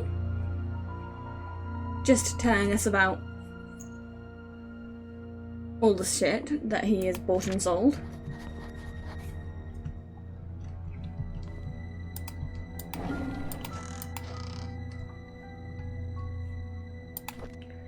The diary. I've always wanted to be adopted, but I guess heaven had something else in store for me. Instead of being taken in by a family, I came to Painscreak Trinity Church. To be honest, I would prefer to have a real family with people whom I can call Mum and Dad, but Father Calvin said God had other plans for my future, and in time I would come to realise it. The Roberts family is looking for a new maid. I told Mr. Roberts that a relative of mine would fit the position really well. I know I shouldn't lie, but I want Sophia to be here in Painscreak. Father Calvin always said that we had to help those who are in need. Sophia is in need, and I am sure she will be glad to have this job. Since starting the job at the mansion, Sophia has settled in nicely whenever she has time off from work. We've been exploring Painscreak together, and have so much to show her. This is just like the orphanage days. I'm extremely comfortable being with her. Today was Sophia's day off. We ate at the Moon Cafe again. I can't seem to get enough of this place. The food's delicious, the atmosphere is relaxing, and the coffee tastes great. Maybe it's all because of Sophia's company. Still, I love to hang out here. This is definitely one of my favourite places in Painscreak, followed closely by the church and the little big books.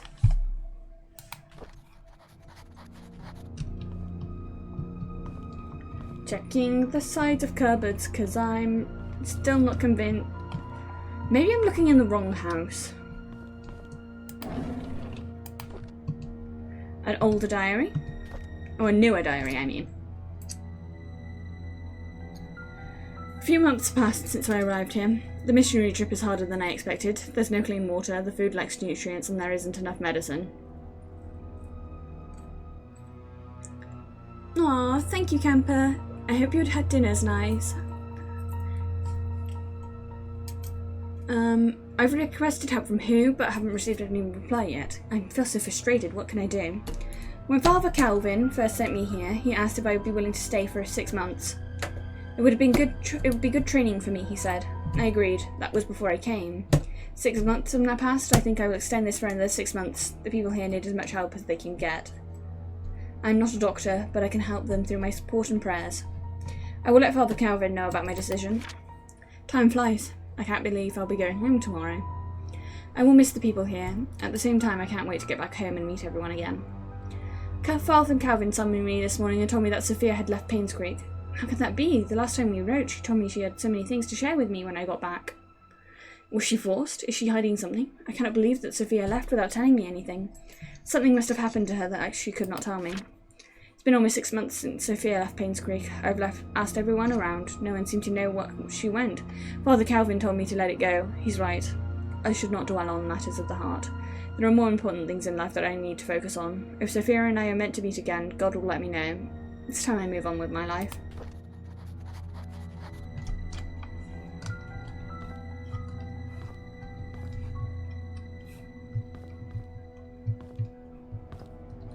Okay.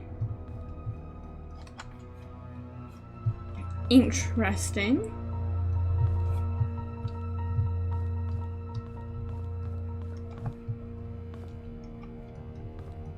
Still weird to me that this church had so much information regarding certain people. Like, why does it have all this information?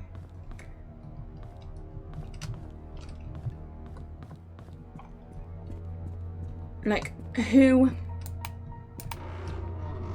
I don't trust this, is what I'm trying to say.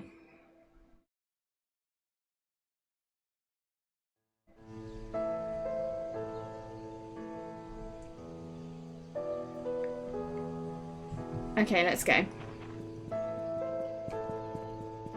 I want to look at the cemetery. Just because we haven't been in here. I'm getting the sneaking suspicion that we might be close to something.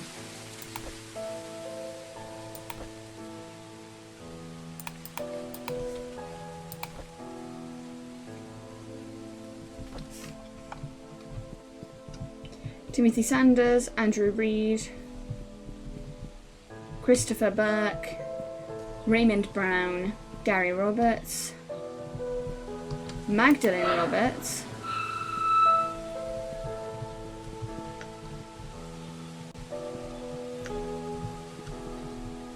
Henry Johnson, Wanda Tyler,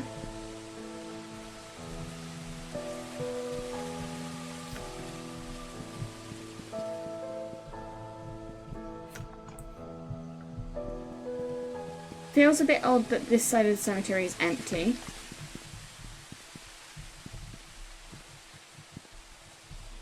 Yeah, someone's here.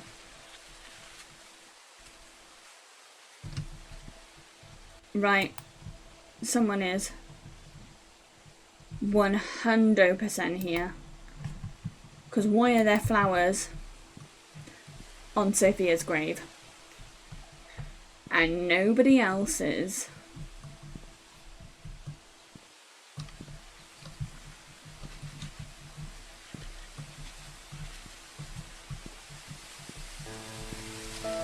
Like, that Incredibly, incredibly suspicious. Incredibly, incredibly, incredibly suspicious. Why the fuck are there flowers on her grave and no one else's?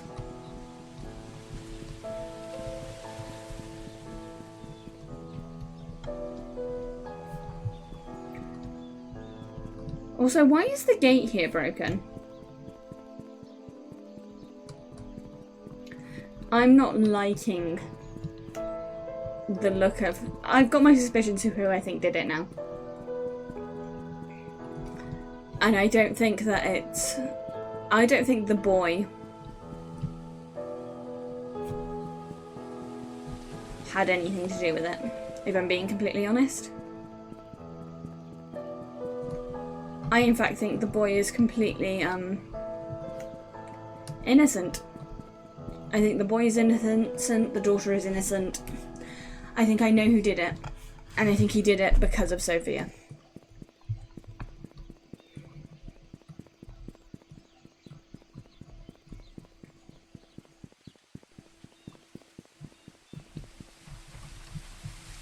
Because every day this person that I think it is gets more and more suspicious. And that's the nice way of putting it.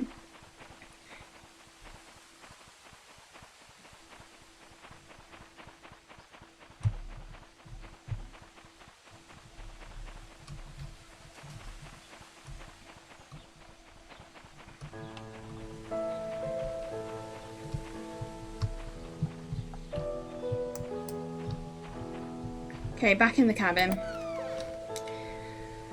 But yes, I think I know who it is.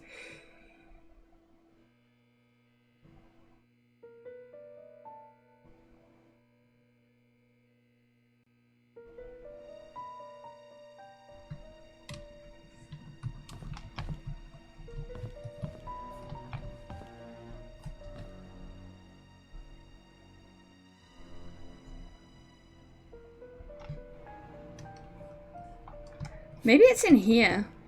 Maybe this is the secret thing.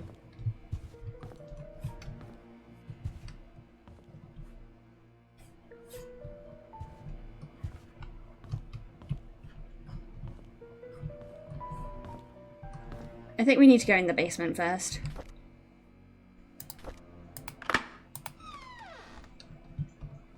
Right, down we go.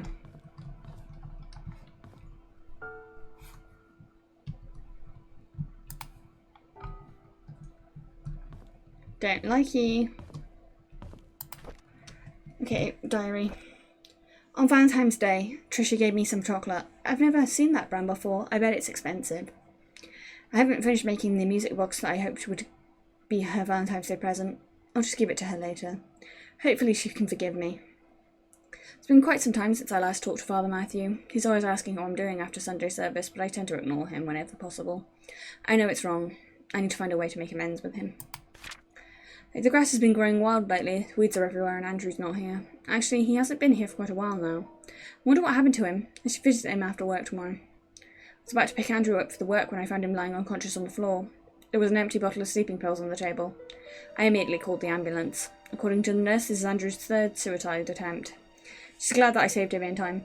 An hour later and he could have died. I don't know why Andrew would commit suicide. What I know is that he must be lonely.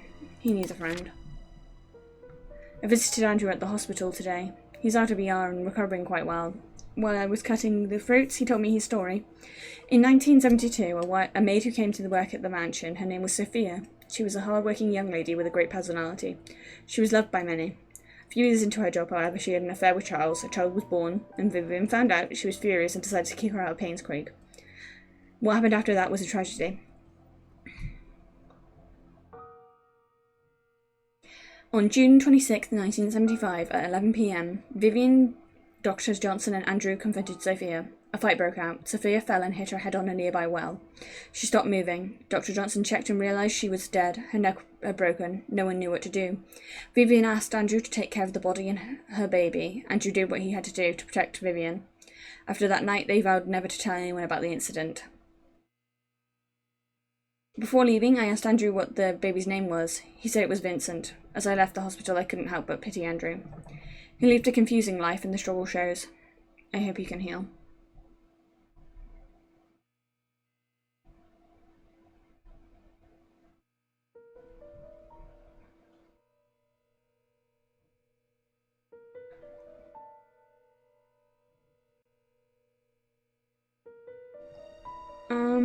Okay.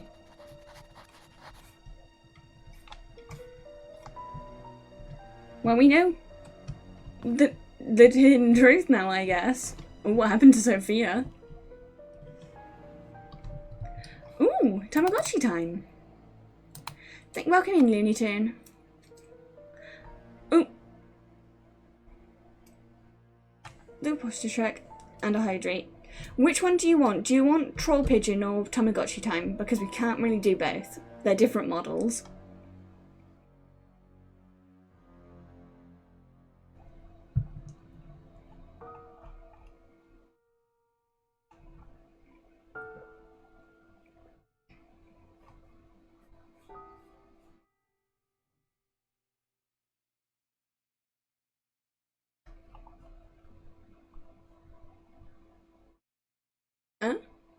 No? Alright then. I will go Tamagotchi time.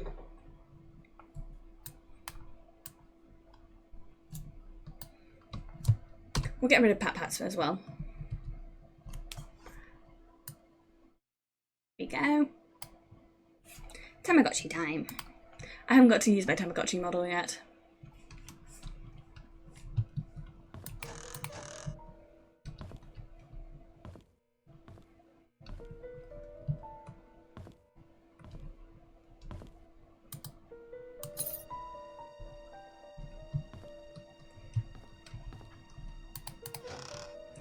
I'm really hoping that we're not reaching the end of the game because there's more buildings we should go into. Like, I think we're getting close.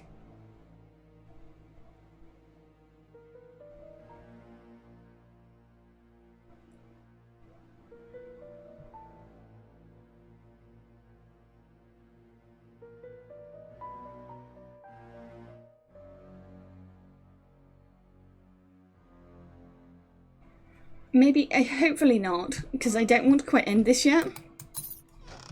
And also, like, we've got way more to do. We've got to go back to the hospital.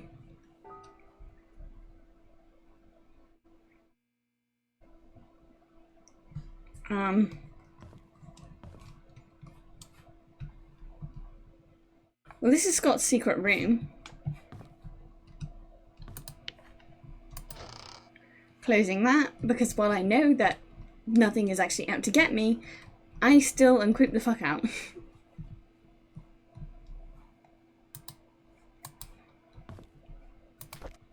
VHS. Lots. Robert's estate. Oh, he had all of the things. Diary. I realised who I am from the moment I saw the photo. I have the exact same blanket. I know who my father is. Everything makes sense now. I visited Andrew today. I needed to know where they hid Mum's body. But he cried and begged me not to say anything about it anymore. There was no room for whatever questions I had left. I told him the boy who gave to Father... then told him I'm the boy he gave to Father Calvin to get rid of. He was utterly shocked. After that I left. Could not bear to look at him for another second. I know who I am. Now I feel everything is falling apart.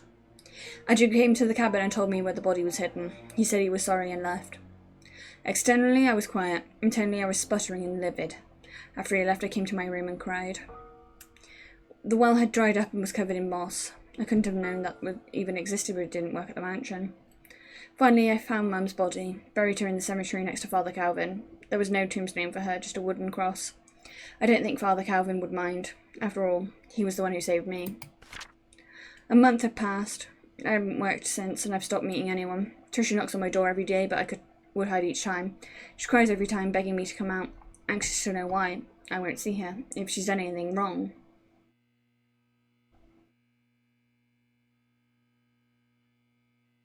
I don't know what to say to her, but we cannot be together anymore. Father Matthew visited me today. He said he hasn't seen me at church for a while and no one has heard from me in weeks. When he asked how I was doing, I began crying. The tears just kept flowing down my cheeks. I cried and I cried. I couldn't stop them. I told him everything. I told him that I know Charles is my father. I confessed that I know now that Tricia was my half-sister.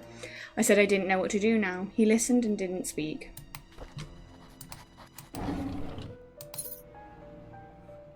Music box key. Yeah, and that's him with his baby blanket. Understanding psychology. Why was she killed? Bernard's house. Old sewer entrance. Dorothy's house. Birdhouse. Andrew's house. Time capsule. Derek and Wanda's house.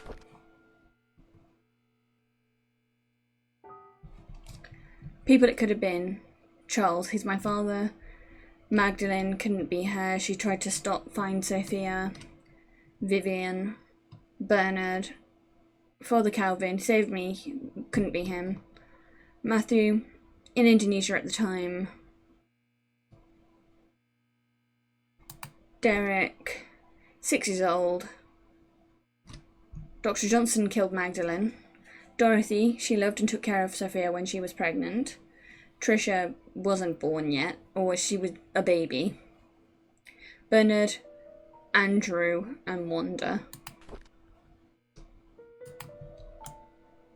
I found out who killed my mother.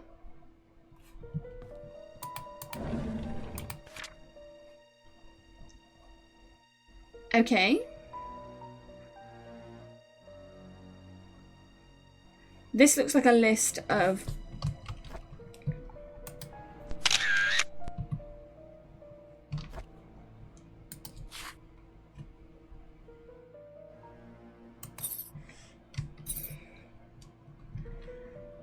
That looks like a list of, like, places that may be important.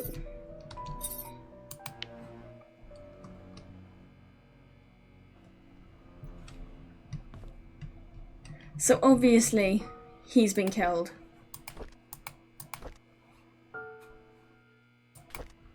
By whoever actually killed his mum. Because he figured it out. Right?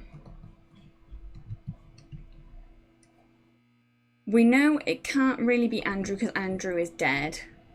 So who does that leave? Bernard? No, not really.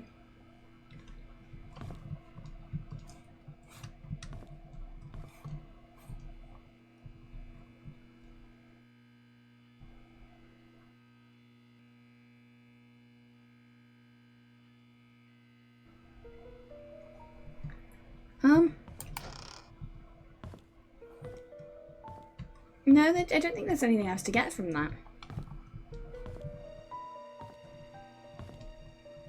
We may actually be done with this location and not need to come back anytime soon. How strange. I guess next is the hospital. That makes the most sense to me, as next is the hospital. Map.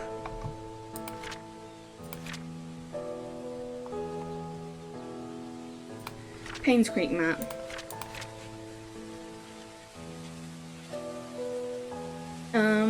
How do we get into...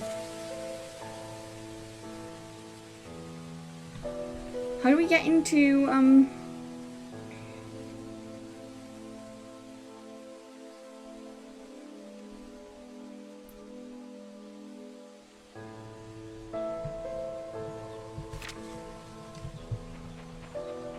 Yeah, no, how do we get into, like, the sewers? Like, where is the sewer entrance? That is our next port of call. How do we get into the sewers? How do I scurry around in the sewers like a little rat boy?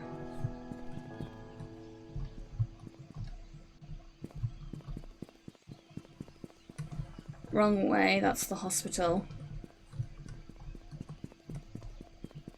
Which is where we need to go, but no, not at the moment. We can't go in there at the moment. Maybe back to the mansion? Just to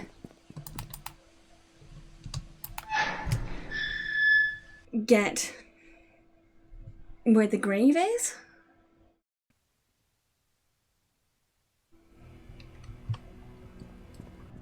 Right. I'm expecting this to... This is getting quite dark now. I'm a little bit flabbergasted as to what's going on. Where is this well?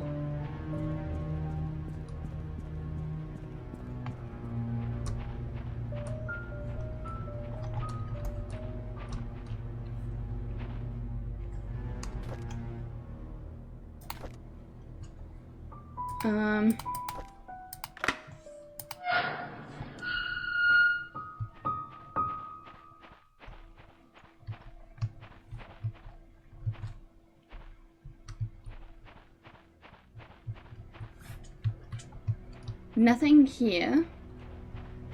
Weird, but okay. Nothing there. Weird, but okay.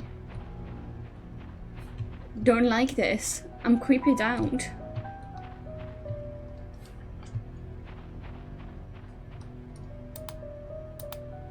I don't like this. I'm creeped out.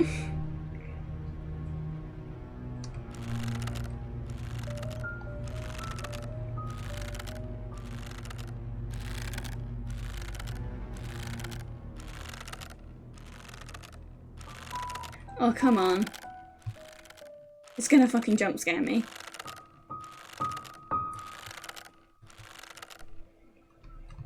It's gonna jump scare me.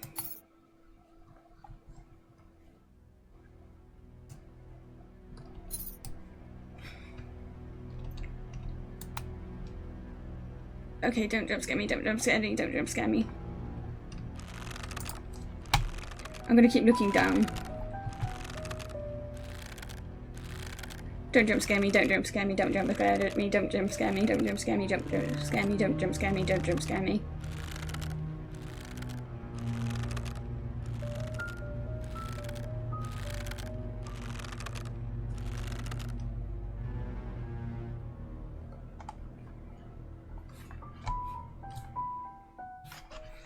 Okay.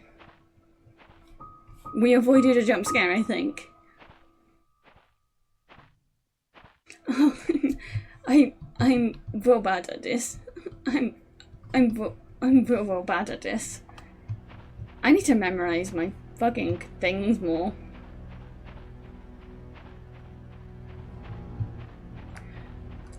I'm real bad at this. That's scary. That's real scary. Going down that rope was fucking terrifying and I hated it.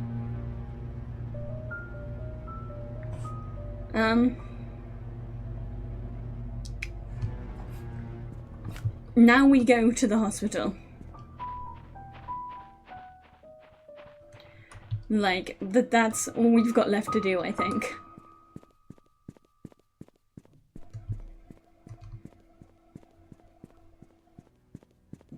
Well, no, we've got more rooms, but I don't think we can access any of them until we do the hospital.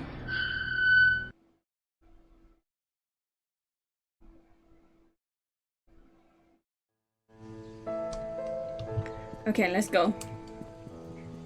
Let's go.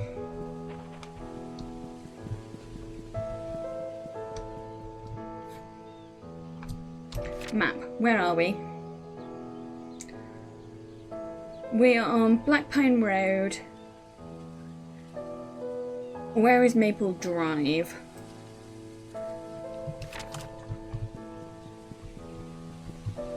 Here it is. This is where the sewer entrance is.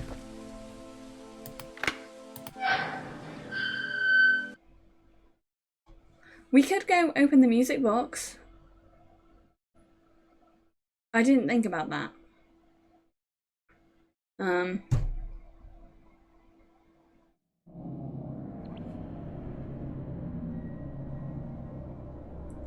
I guess Hopefully none of this counts for, like, anything bad. The top has been sealed shut. It's locked. We're just walking in a sewer. A creepy sewer. Where are we now?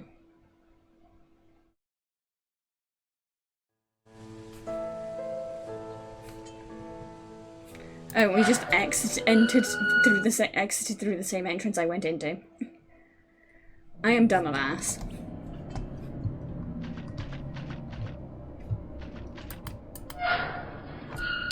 Map. Sewer map.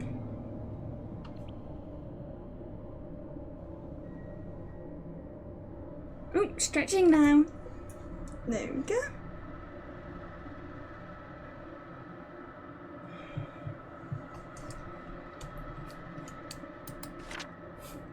I think it's actually this way we need to go.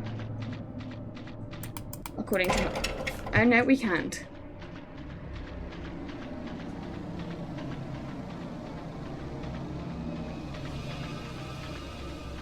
I wish they wouldn't put such creepy music in this fucking basement.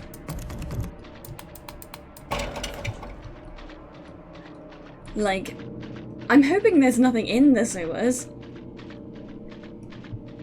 Because I would not like that at all. Right, so we entered...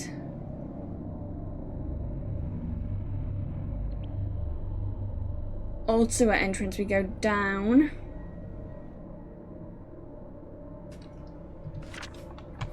This way?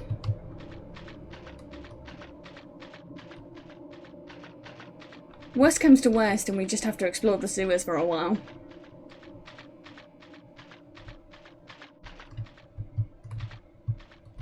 Nothing else in the sewers, right?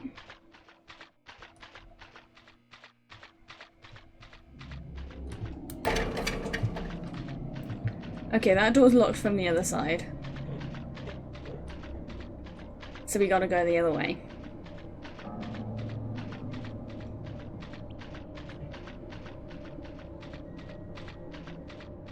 Let's go. We'll skedaddle. We'll haul ass to the hospital from underground. Hopefully to turn the power back on. After we got jump scared the last time we played. All of the doors are locked. Unsurprisingly. They usually don't like people wandering around in sewers, funnily enough.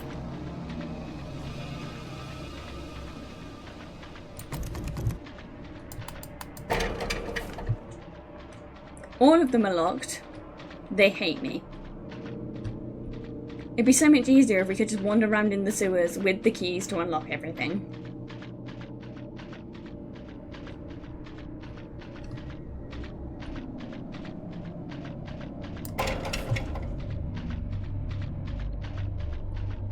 Well, there's only one path we can go. I'm assuming. I'm assuming they just blocked off everything else. And I'm assuming this is the hospital.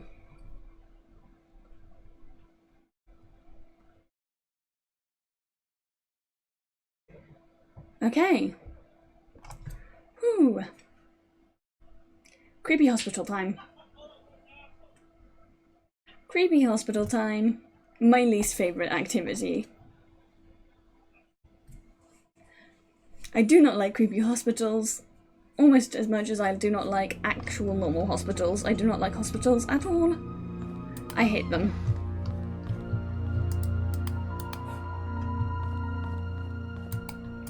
Okay, we can't open any of the things. That's good at least. We're not going to see a dead body today. A briefcase key. Oh, that'll be for the detective's room. That'll be for his car.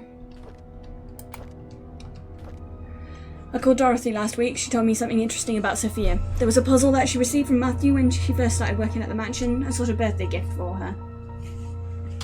That puzzle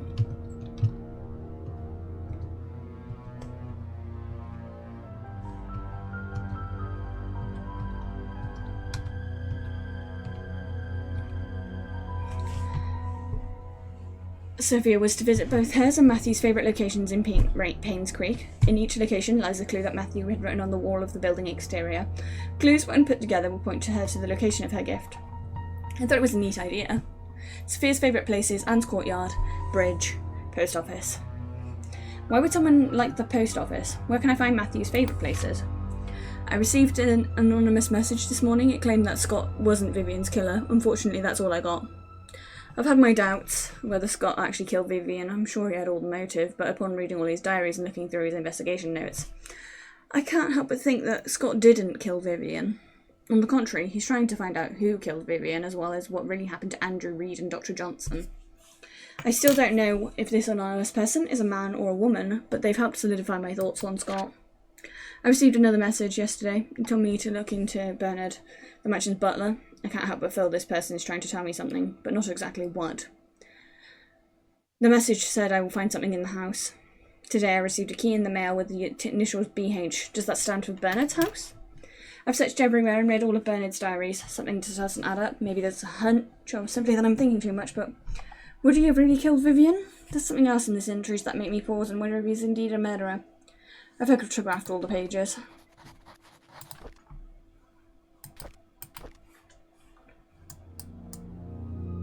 And Stephen Moss's ID.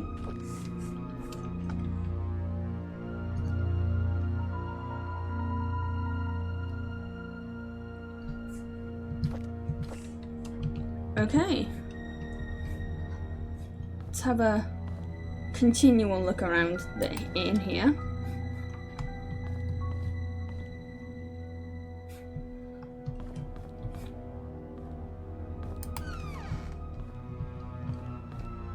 Hammer. Well, we want that, I'm assuming, for something.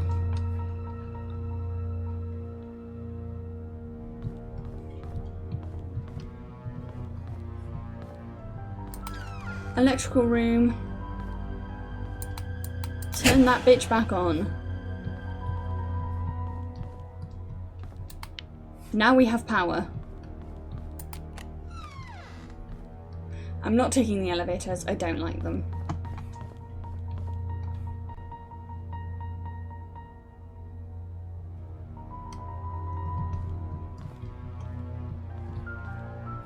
Okay. Trying to remember if there was a room we specifically couldn't go into because of the power being off.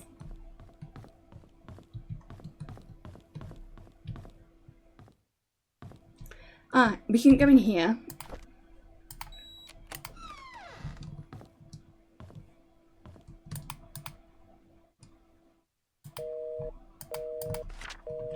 Okay. Dr. Henry Johnson, I would like to thank you for your contribution to Painscreak Community Hospital and the people of Painscreak for the past 2 decades. However, there have been reports regarding the mishandling of funds designated for PCH, and most of which came from the Roberts Relief Fund and supplies. A hefty sum of nearly 160k has been estimated missing. We have no other choice except to open an investigation. Until you are able to explain the discrepancies between your accounting and ours, we will have no choice but to suspend all funding for the hospital in the time being. I will be meeting you and your accountant to solve these issues so that we can continue to support the hospital's needs.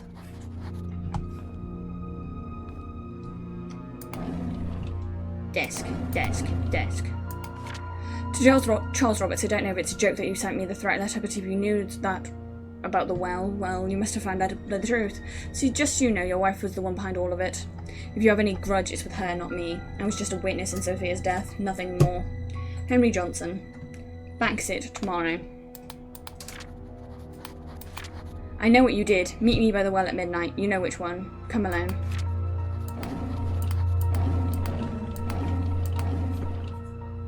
So he thought Henry was the one sending... Charles was the one sending him stuff, but it wasn't.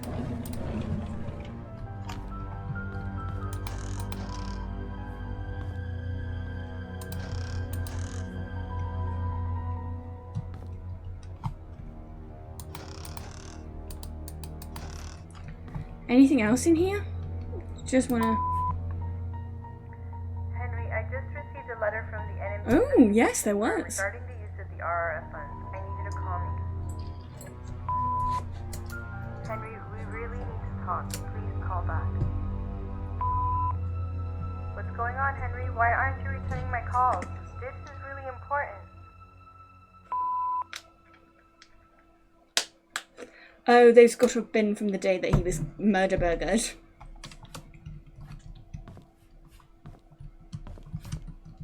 Yeah, those have got to be from when he was murdered.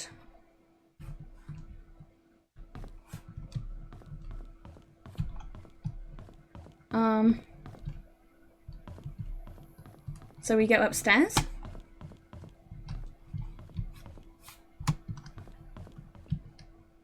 (2:08). Can we turn the lights on? Oh, yes we can. That is like infinitely better.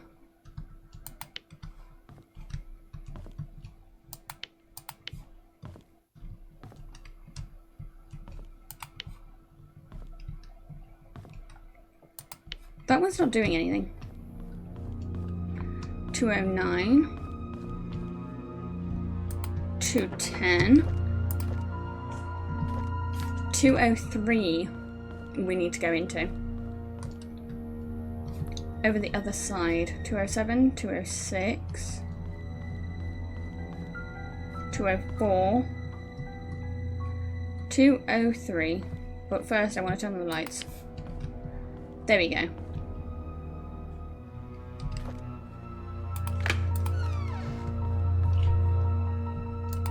Close the door behind me, because I don't like them.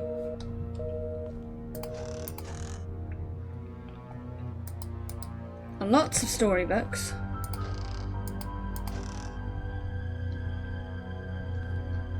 Lots of VHS tapes, but it doesn't say what the VHS tapes are for.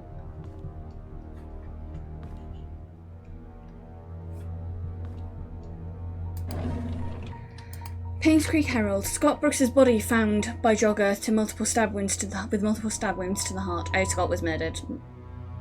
Police do not know if this is tied to the murders of Vivian Roberts. Scott Brooks, a star suspect in the Vivian Roberts case, was found dead yesterday. His body was found on the roadside along Maple Drive. At around 6:50 a.m, a jogger happened to find a body lying motionless behind the bush on the side of the road. He stopped to check out the person. He needed help only to discover the body was covered in blood. He immediately called 911. The police arrived shortly around 7 p.m. and the victim was declared dead. The estimated time of death was predicted to have happened around 4 to 6 hours prior, putting the incident to have occurred around 1 to 3 p.m. Questions have been raised in regards to the murder of Vivian Roberts, of which Scott Brooks was the key suspect of. He had been released from prison due to insufficient evidence. A room key and a diary. Yesterday, on hearing that Scott was apprehended for the murder of her mother, Tricia collapsed. The hospital called this morning to inform us that it was just a nervous breakdown.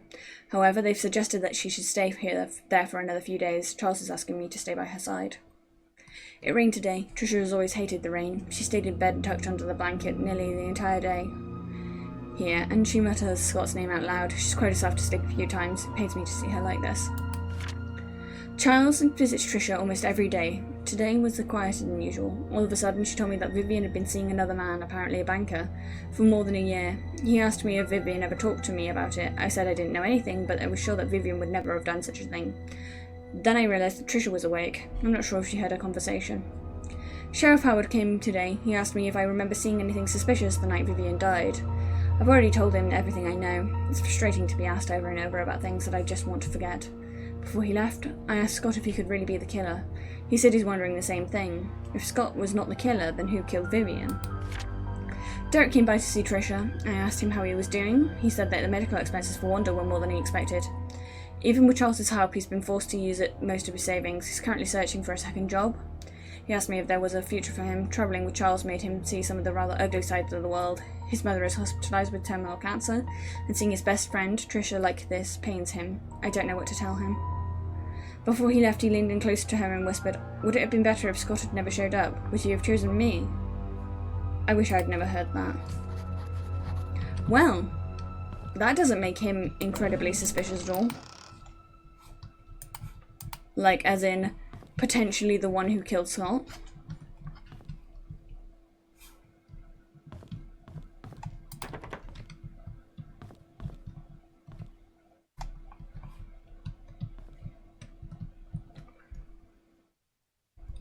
Like, right? That seems maybe like he is the one that killed Scott. Just maybe a little bit. Maybe a little bit a lot.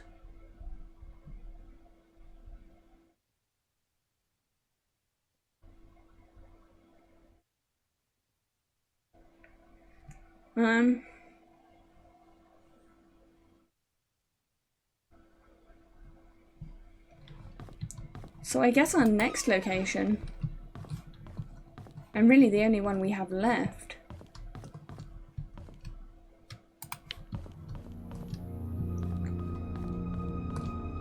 has got to be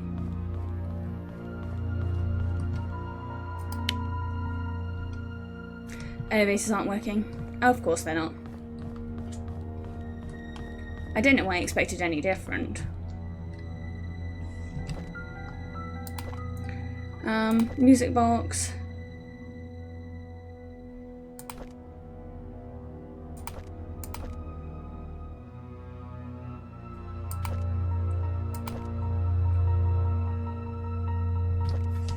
Yeah, I guess it's go to people's houses time. We've investigated the large areas as much as I think we can. Now it's time to go investigate all of the small areas.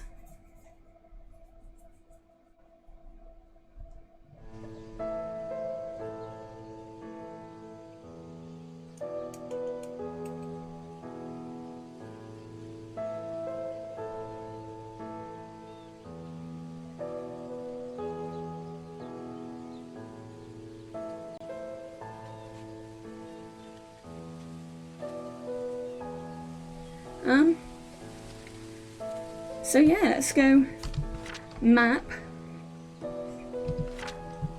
Is there any of the houses nearby?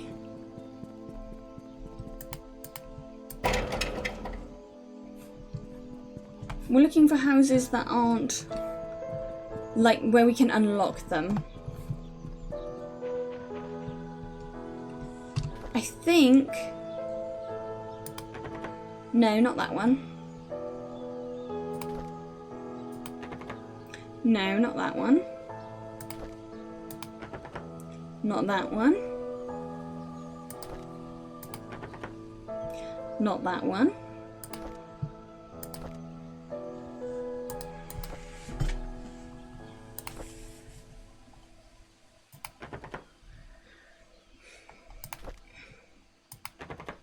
No. So this is someone's house, but it's none of the houses that we have a key for.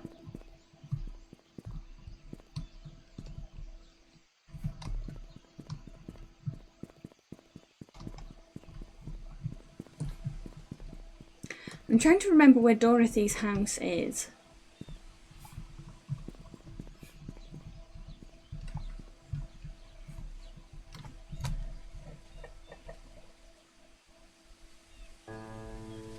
Like, map. Painscreak map.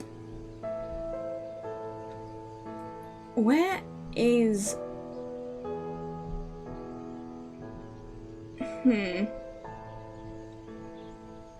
Because we can go back to the hotel. But, like, I want to save that because I think that's getting to endgame territory. And I don't quite want to go there yet. I want to find out all the information first.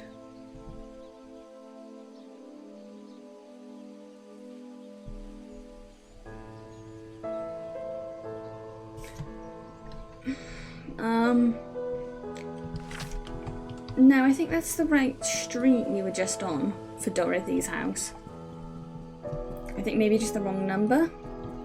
No, that's 40.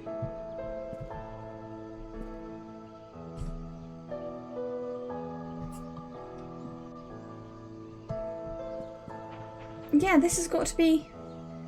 This has got to be the key.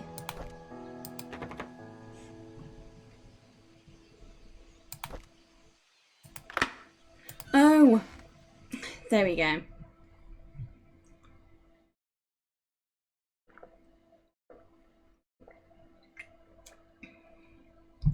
There we go.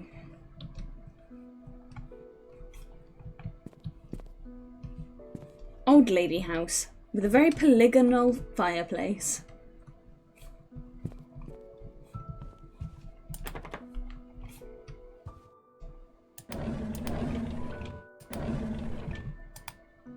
Scriptures by Rev Keith.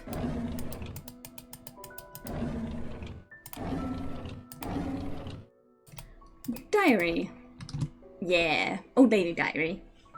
Charles asked something of me today. He asked if I would be willing to stay with Sophia, that he managed to have a house rented out a little ways from the mansion.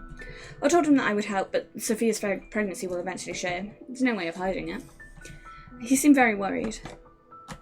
Charles came up to me and expressed his gratitude for taking care of Sophia. He said he'll be covering all the necessary expenses, so he told me not to tell anyone about it, and as for Sophia's growing belly, when the time comes I am to make up something about her running errands outside of Painscreak.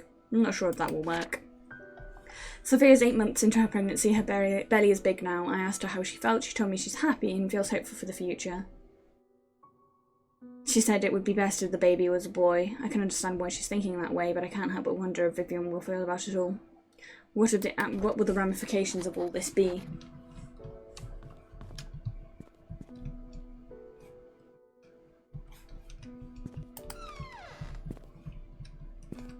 Downstairs bathroom.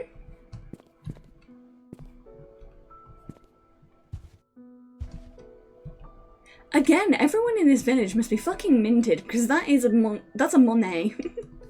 That's a Monet painting. Everyone here is mega rich.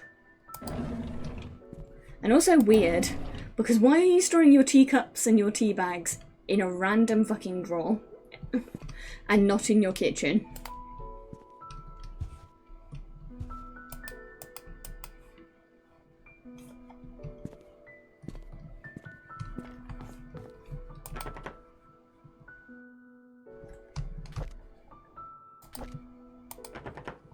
No.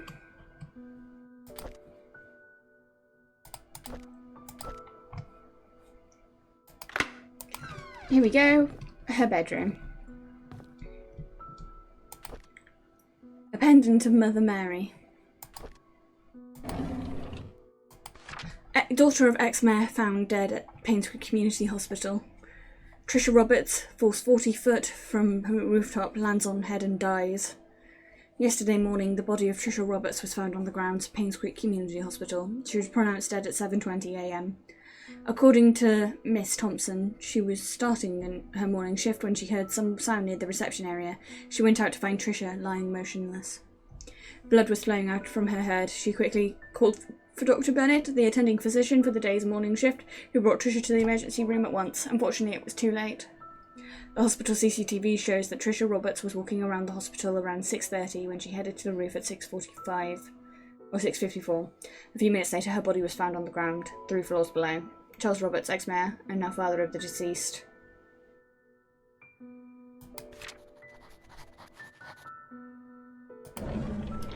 Poor girl. She's had all sorts of shit happen, and she had no control of any of it because no one told her anything. So she didn't even know that her bloke was actually her brother, that her mum was, like, we don't know who murdered her mum yet, but that she didn't know anything, basically. Trisha did nothing wrong. That's so sad. Scott was released from prison this morning. Matthew went to pick him up. There's a lot of tension here in Painscreak. Most of the people think of Scott as a murderer. Charles tried to stop Trisha from seeing Scott, but it's no use. She was already waiting for him at the cabin. Charles is drinking again. He couldn't stop Trisha from trying to see Scott yet. Scott seems to be avoiding her. Trisha should not have been discharged from the hospital at this point. She still needs help and rehabilitation. Derek and Scott fought at the market today. Derek asked Scott why he's avoiding Trisha. Scott didn't say anything. He walked away. Derek told him not to come back anymore. Sad to see what's happening to them now. They used to be such good friends. Oh my god, Scott was killed? Trisha's been going crazy since Scott died. She sometimes screams in the middle of the night. Here and there, she'll ask us why Scott hasn't visited her for a while. No one seems to know how to answer without agitating her condition. Trisha is finally being admitted to the hospital for another mental breakdown. Charles doesn't know what to do. I've asked for his permission to take care of Trisha at the hospital until he recovers. I think Charles appreciates my help.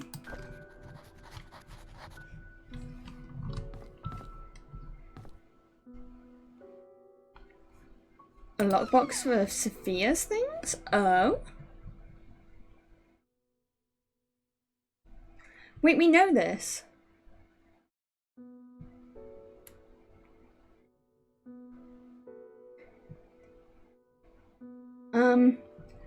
Yeah, that's the code on the back of the brooch, which is 0526. Yeah. We got information on Sophia things. Dear Sophia, how have you been? I hope everyone's treating you well at the mansion. It's been 6 months since my missionary work started here in Indonesia. Life here is hard, but meaningful. I thought my life at an orphanage was miserable, but after coming here I realised I'm blessed more than I could ever imagine. I'm supposed to be back in 1 week's time, but I recently decided that I'll be extending my stay here for another 6 months. I haven't received any letters from you for a while now. I hope you're doing well. Remember the time when we were at the orphanage you said you didn't want to be poor anymore? I think God heard your call and brought you to painscreak. Charles and Vivian told me they were glad I introduced you to them. They said you were a hard-working person with a kind heart and that being related was not the reason they hired you. You got the job on your own merit. I did not know whether or not to tell them you were not actually cousins. I feel bad for lying to them. I guess I'll have to tell them the truth someday.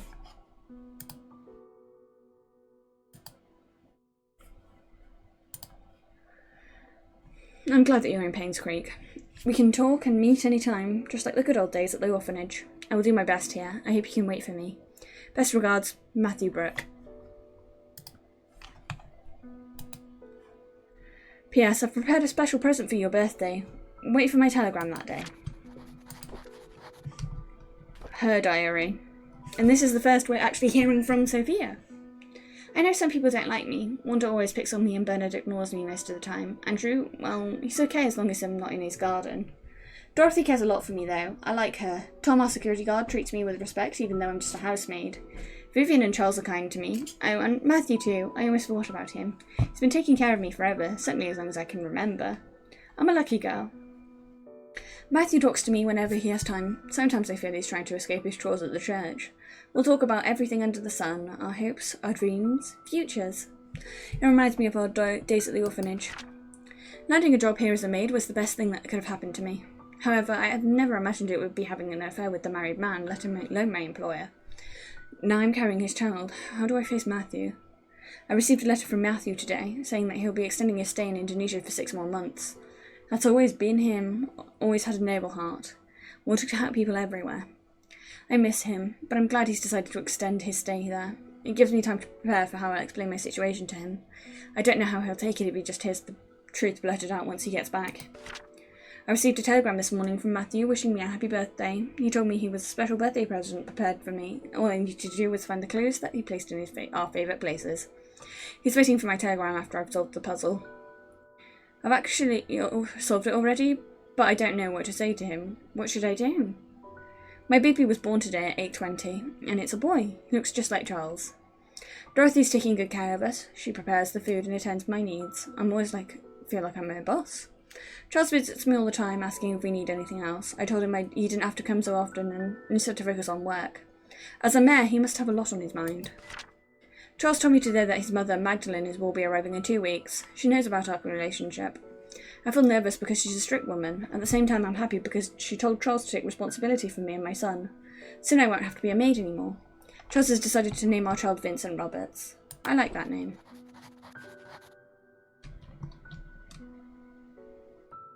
Oh, poor girl. She had no way of knowing what was going to happen to her. Dear Dorothy, I want to express my heartfelt gratitude for all you've done for me. You've taken care of my store on so many occasions. You've helped me maintain its bright spirit. I would be lying if I said I'm not saddened by your departure. I will greatly miss you. I wish you all the best in your new place. Do invite me there once you've settled in. May God be with you. Alfred Gibson.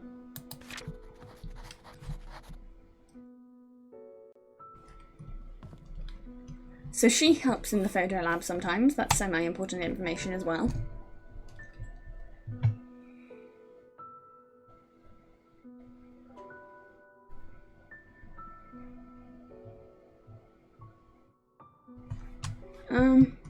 Oh, there's... I almost missed that then. We're going to need that in a minute. I'm assuming it's the keys to the hospital. Not the hospital, the things. Oh, she has a nice bath. That's a nice bath. This city's got a nicer bathroom than the fucking mansion. Like, this old lady has a nicer house than the mansion, I would argue. Like, some of this is really nice.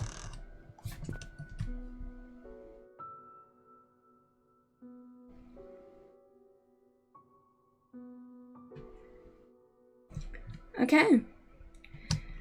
So, I guess next up is the photography place.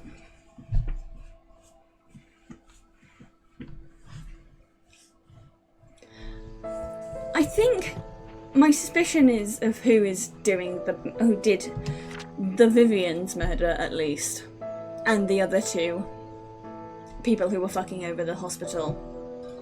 I'm pretty sure I've got that correct in my head. But I won't spoil it for chat, because I want you guys to form your own conclusions. Right, Walnut Drive is... all of his photography, I think, has a thing outside letting us know where it is anyway. Yeah, because we want town centre.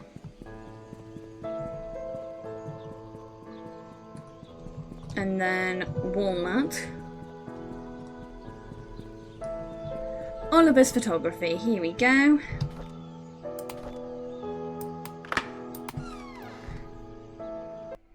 We're making good progress.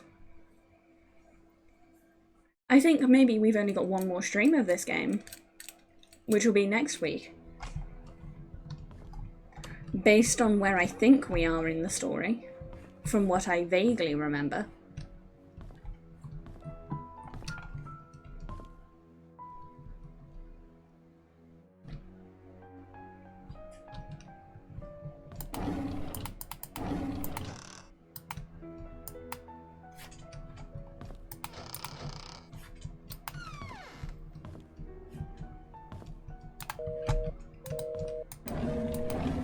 Okay, no. Let me read this note. We regret to hear that Father Matthew will not be joining any part of the annual religious gathering event from July 18th till the 23rd in South York. We've received Father Matthew's memo yesterday stating that he was not feeling well. I assume he has also informed you that this last-minute change. Please send him well regards. We wish him a swift recovery so he may serve the people of Painscreak soon.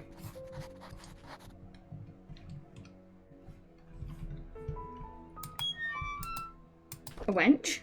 We'll take the wench. Shovel? We'll also take a shovel. I don't know if that's useful, but we found all the tools. Apparently. I got an achievement saying so, at least. Diary! Let's go. We didn't. Everyone's diaries. We just attended Trish's funeral this morning. Charles tried to be strong, but by the end of the ceremony, his face was wet. Dorothy cried her heart out. It truly pains the soul to witness so many deaths occur here in Painscreak. Every one of those deaths was a person I knew, and some were very close to me. Among them, Vivian's death shocked me the most. Despite what the media said, I will not, for even a moment, believe that Scott killed her. It just doesn't make sense to me. Trish's death hurt the most, probably because I spent the last few years more mentoring her. She was smart, kind, and very talented. She was turning into a very promising young woman. With her passing, Charles has lost all his family members. He's all alone. I can't imagine the pain he's going through. Dorothy left Painscreak early February, a month after Trish's funeral. The hospital closed shortly after. By the end of the month, Charles has packed and departed Painscreak for good. Wanda passed away on March 12th. Her cancer had spread too far and too deep. Doctors could not save her. 2 weeks after her funeral, Derek moved out. Autumn's approaching. My photography store will be closing by the end of this month. I have many things to say, but there's no one left to confide in. Anyway, I've been thinking about retiring for a while now. Maybe the time has come.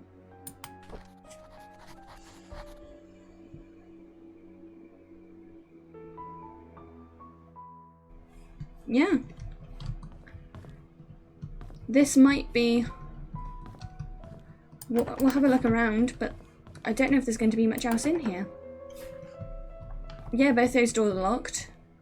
We'll do one more location and then call it a day, I think, peeps.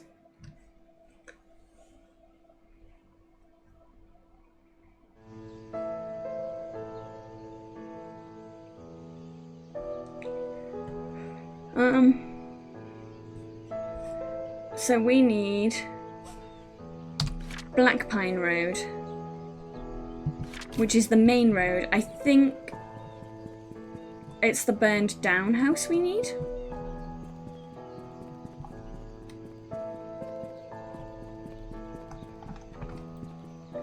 So let's scoot our way down there. We can only get to it from this side. We're going to look at Andrew's house is the vague idea. Because I think Andrew's going to be important to the story, considering he is one of the people associated with Sophia's death. I walked the wrong way. He's associated with her death. He's also kind of like... he's associated with a lot of things, really. We know that he was trying to commit suicide, but also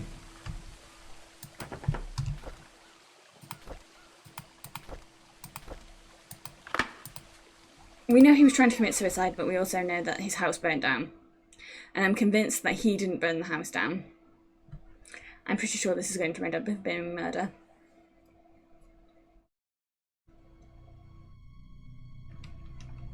Can't expect there to be very much in here.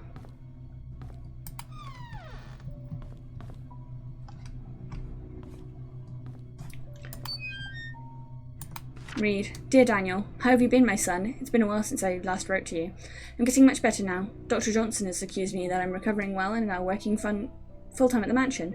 The hallucinations are gone. There are just 2 more checkups to do and I'll be done with rehab. How's Mum doing? She's still working at that restaurant. I hope she spends enough time with you. I don't blame her for leaving and I wish I could be there for you. I'm really sorry things turned out this way. Please forgive me. I've been saving my money and plan to...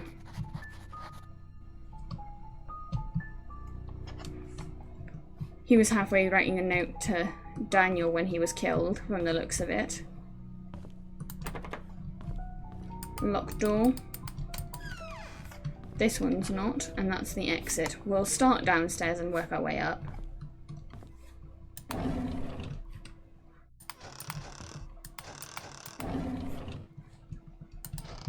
Anything in his kitchen?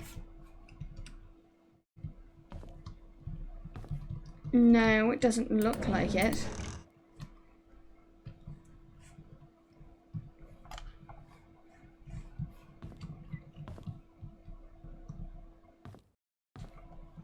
Okay.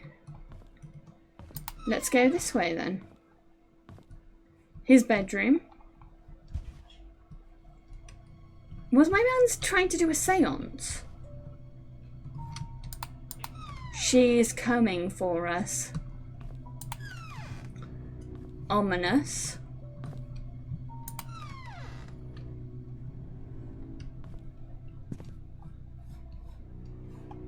Lots.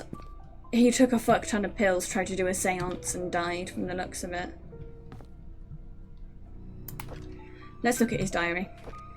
I hate to admit it, but Scott is a good kid. He's hardworking, takes care of me when I'm drunk, and he's a man of his word. Starting to like him. Did I see her again? How can that be? Why doesn't the medication work anymore? Did he give me cheap pills? No, that can't be. He's as guilty as I am. We're all in it together. He cannot abandon me. They cannot abandon me. Ever since Scott asked about her, I've started to see Sophia again. Why did you have to mention her? I need more pills. I'm going crazy. Oh Lord, I know I am a sinner. I realise it now. That's why I'm going crazy. I know that nothing will ever bring her back. I pray that one of our sins do not pass down to our children. Please forgive us for what we have done. Okay. And that is everything but Scotty boy.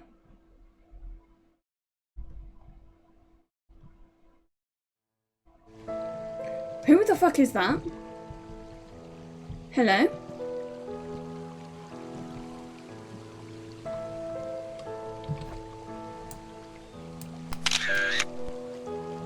Whom are you? That's the wrong reaction. Who are you? Are you Sophia? You look kind of like Sophia, but Sophia is dead. See, Sophia is being done dead. So Vera's been dead for like a while. Who are you? You're not doing anything. And she's gone. I thought that would happen. I thought that would happen. That wasn't really a jump scare. I suspect the same thing probably would have happened if I hadn't been a pussy-ass bitch. With the well, where she actually died. But, like, does she want us to have this information or no? Are we pissing off a ghost?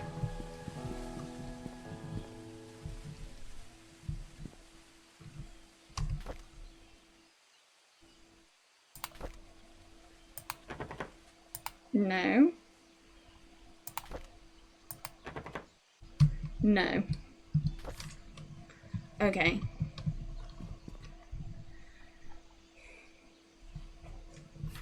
Where is Silver Lake Boulevard? Over the other side of town. By the church. One last house. And we're done for the day. I did say I would do it. One last house and we're done. So we need 31. Other end of the street then.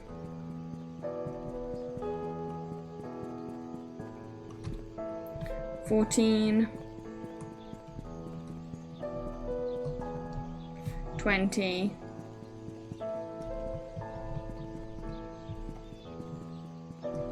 Come on, where is 31? No. 29. 26. 20. No, that's 4.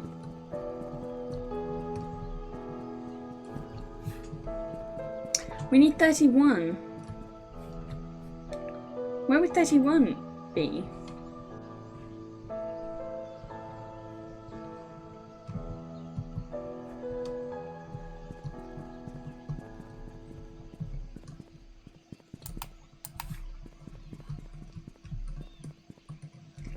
It's 13, 11.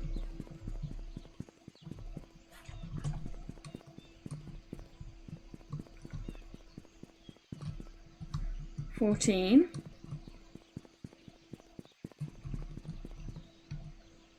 This is Silver Lake. 25. 26. 29. Down this alley, maybe? 28. 31. There we go. Your house is kind of out of the way, my guy. Your house is kind of out of the way, my guy. This is Bernard's house, by the way. The butler.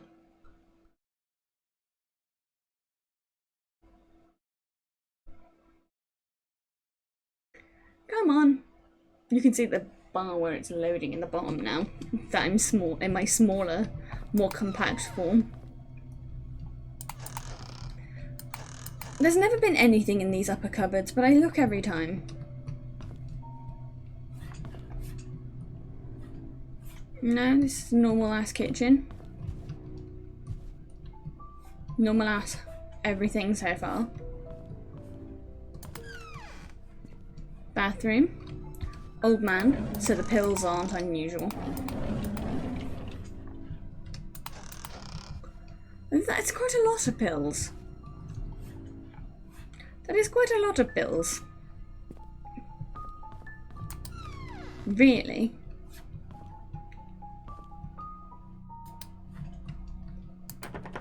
He's got a gun displays, knife display.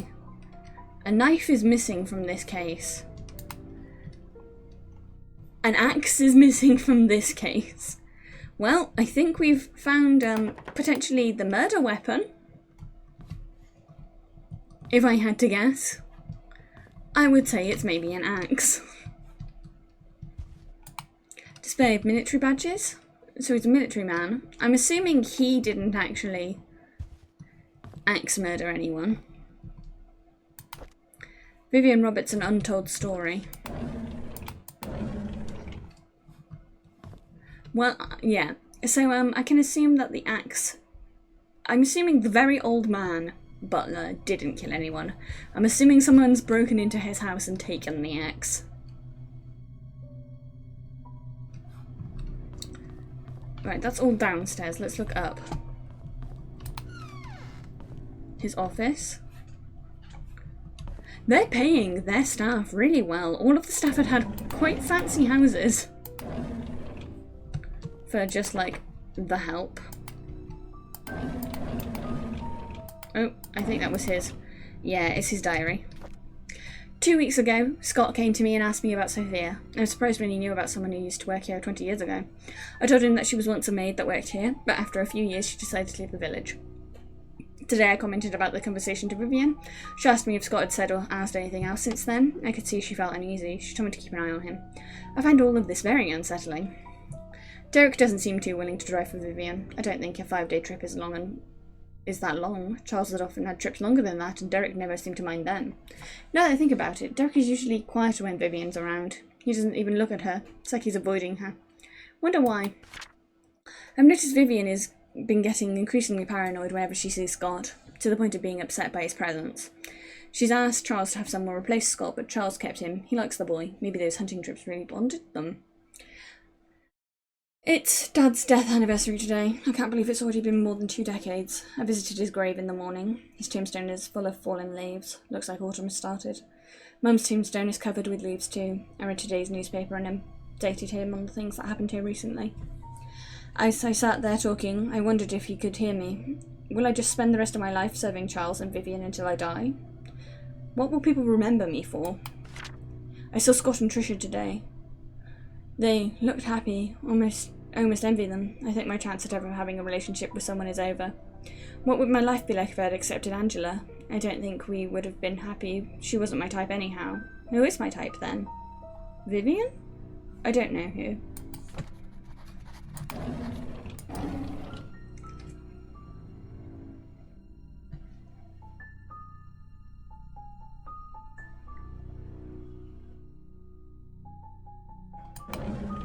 What's this note? AOL passwords. Gibberish to me. Probably a code. Subtract the yellow darts from points from the red darts total. Aunt Celia's apartment code. 447206.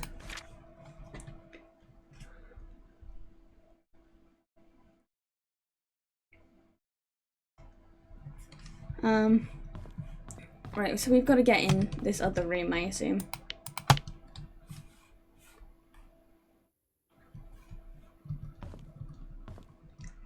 We have the key for it. That's the good thing about doing things in the semi-order that we've done things in. This was on the dead detective though, this room key. So there's something here. Bitch.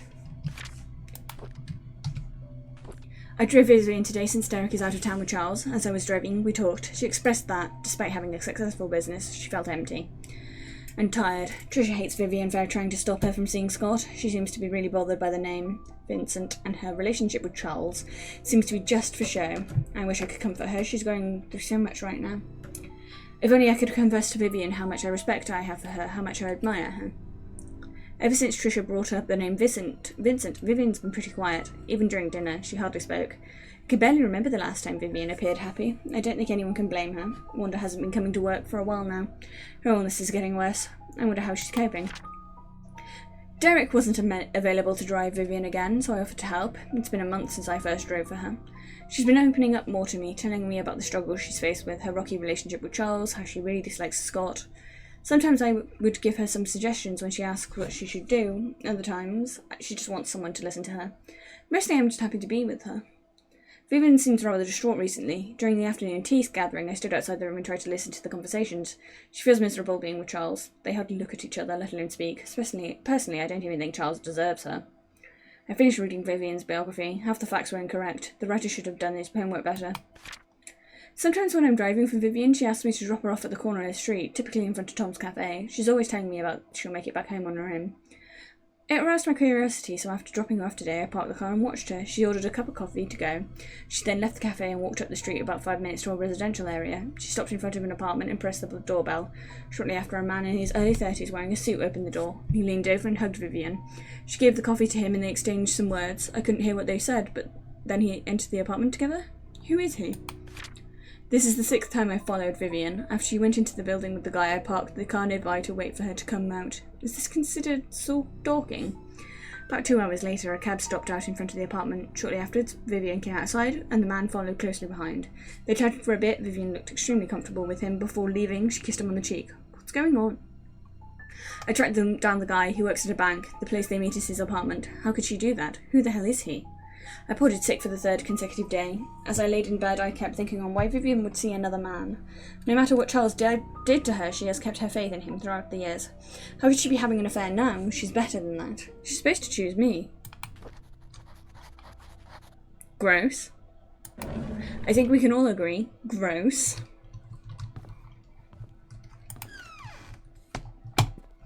Nate, she's not going to choose you. She barely sees you as a person. You are a servant. And she is power hungry.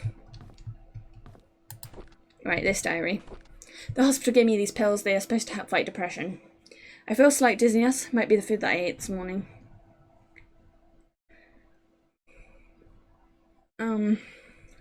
The dizziness comes and goes. I'm still able to work, not a big problem. It's my day off today. I didn't take medication, but evening I started thinking about Vivian. I had to drive Vivian again, so I took double the dosage. I had a migraine for the rest of the day. At least I didn't have to think about her. Couldn't Vivian stop seeing that guy? Why can't I stop thinking about it? Now I know that my dizziness comes from those pills. The pills, they don't seem to work anymore. It doesn't matter if I take them or not. I can't stop imagining what Vivian and that guy are doing whenever they meet. I stopped taking the medication. It's making it out that he's the murderer. But I'm not convinced.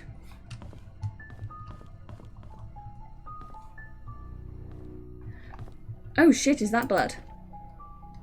Okay, well, that's obviously why we need the hammer. Serrated blade, there's bloodstains on it. Okay. Well, that's suspicious as fuck. Am I wrong in who I thought it was? Like... Am I wrong?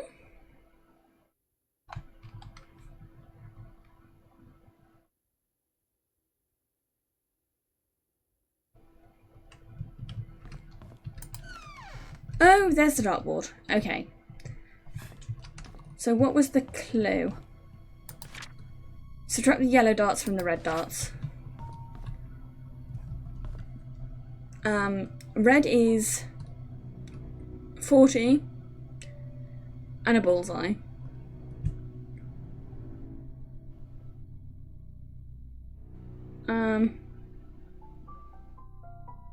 So no, it's 60. 60, 50, 36, I think? Minus 146. Oh wait, no. No, that is 146. Saying words are hard. And the yellow darts are 7 plus 2. That is 9. So, I'm saying 146 because we saw a photograph of this, I think. Or if we haven't seen it yet, I remember seeing the photograph of this. My memory for things is really weird on what I do and don't remember in games like this that are old. So, 146, I'm doing this on a calculator. 146 minus 9, 137. So I guess we add a 0 to make it like an actual code.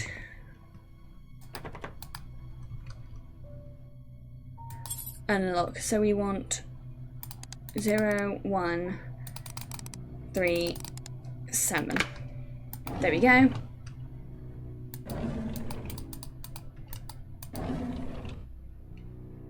A key. A desk key. Hoopst 4. And another diary. When the police reported that Vivian was murdered, I was floored. I don't know what to do, my mind is blank. All I can think is, how did it happen? How can Vivian be dead? Everyone's mourning about Vivian's death. People are coming or calling in to express their condolences. Charles hasn't been out of his room in 4 days. And Trish is crying her heart out. Dorothy's been assigning busy work to all the mansion employees, hoping that it would take their minds off Vivian's death. Samuel, our security guard, has been reviewing all the tapes of the past few weeks for any suspicious activities. I wish I could be any help. Scott was just apprehended for the murder of Vivian. Is that true? No one would have thought that. I would never ever believe that Scott was capable of killing someone, let alone Vivian.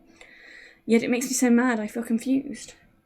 Trisha was admitted to the hospital today. She has a nervous breakdown after finding out that Scott could be her mother's killer.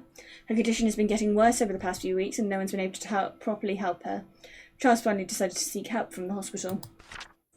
Matthew never believed that his son killed Vivian. He hired some fancy lawyer to defend him. Scott's been released on bail today. It's beyond ridiculous. I don't think Scott should have been released at all, despite the insufficient evidence he killed Vivian. I know that he's guilty. Everyone knows it. They should have gone ahead and prosecuted him. The maids were cleaning the mansion when they found some stuff belonging to Vivian, a key and some stationery. I asked Charles what he'd like to do with them, but he told me to take care of it myself. I brought them back to my place. Vivian's death was caused by lots of grief to everyone, especially Charles. After hearing how heartbroken Charles was 2 nights ago, I can't bear to see him suffer anymore. Scott should pay for what he did. Oh. No, that's what the bloody knife is about. Well, we now know who murdered Scott, and therefore sort of also killed Trish. Because Trish killed herself because Scott was murdered, despite the fact that Scott was innocent. And Scott appears to have been murdered by the butler because he was weirdly obsessed with his mum. Well.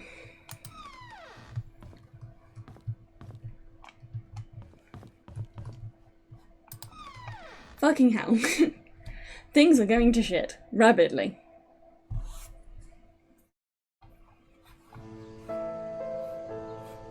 Things are rapidly going to shit.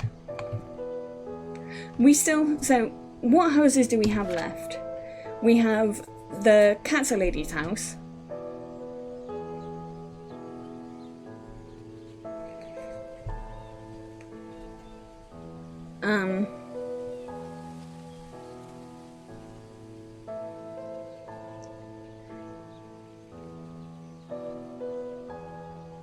Derek's diary mentions something in the cemetery, like a time capsule.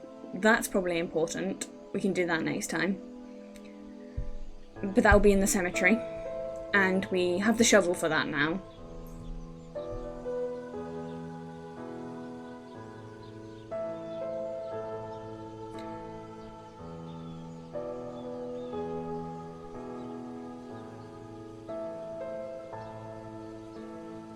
We can do Sophia's side questy thing, where we solve her birthday puzzle.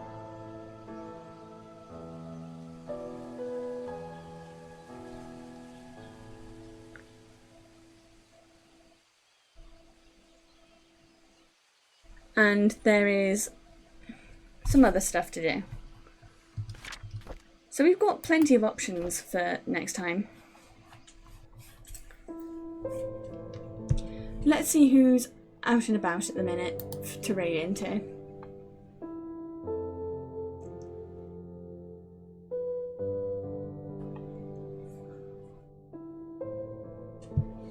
I can't believe we got so much done today. We, went into the hospital, we figured out who killed Scott, we figured out what happened to Trish, we figured out what happened to pretty much everyone. Now we know everything apart from who actually murdered Vivian and her accomplices. Damn, progress. let's raid into Prismatic Void, because they're playing a detective-y puzzle game as well. Oh, accidentally unraided.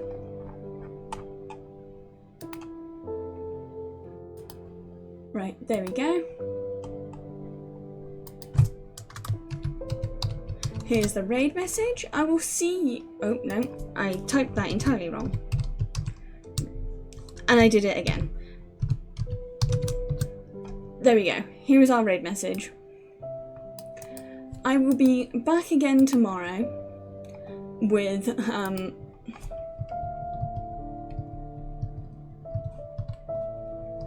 I'll be back again tomorrow with fucking a game called The Night is Grey. So, thank you everyone for coming in to Painscreak Killing. I will see you all next week if you're only interested in this of my Murder Mondays. But tomorrow we're playing a game called The World is Grey, and then later this week we start Resident Evil 0. So, thank you everyone for coming in. I've had a blast. Even if I got scared the shit out of in the sewers. Right. Good night, everyone.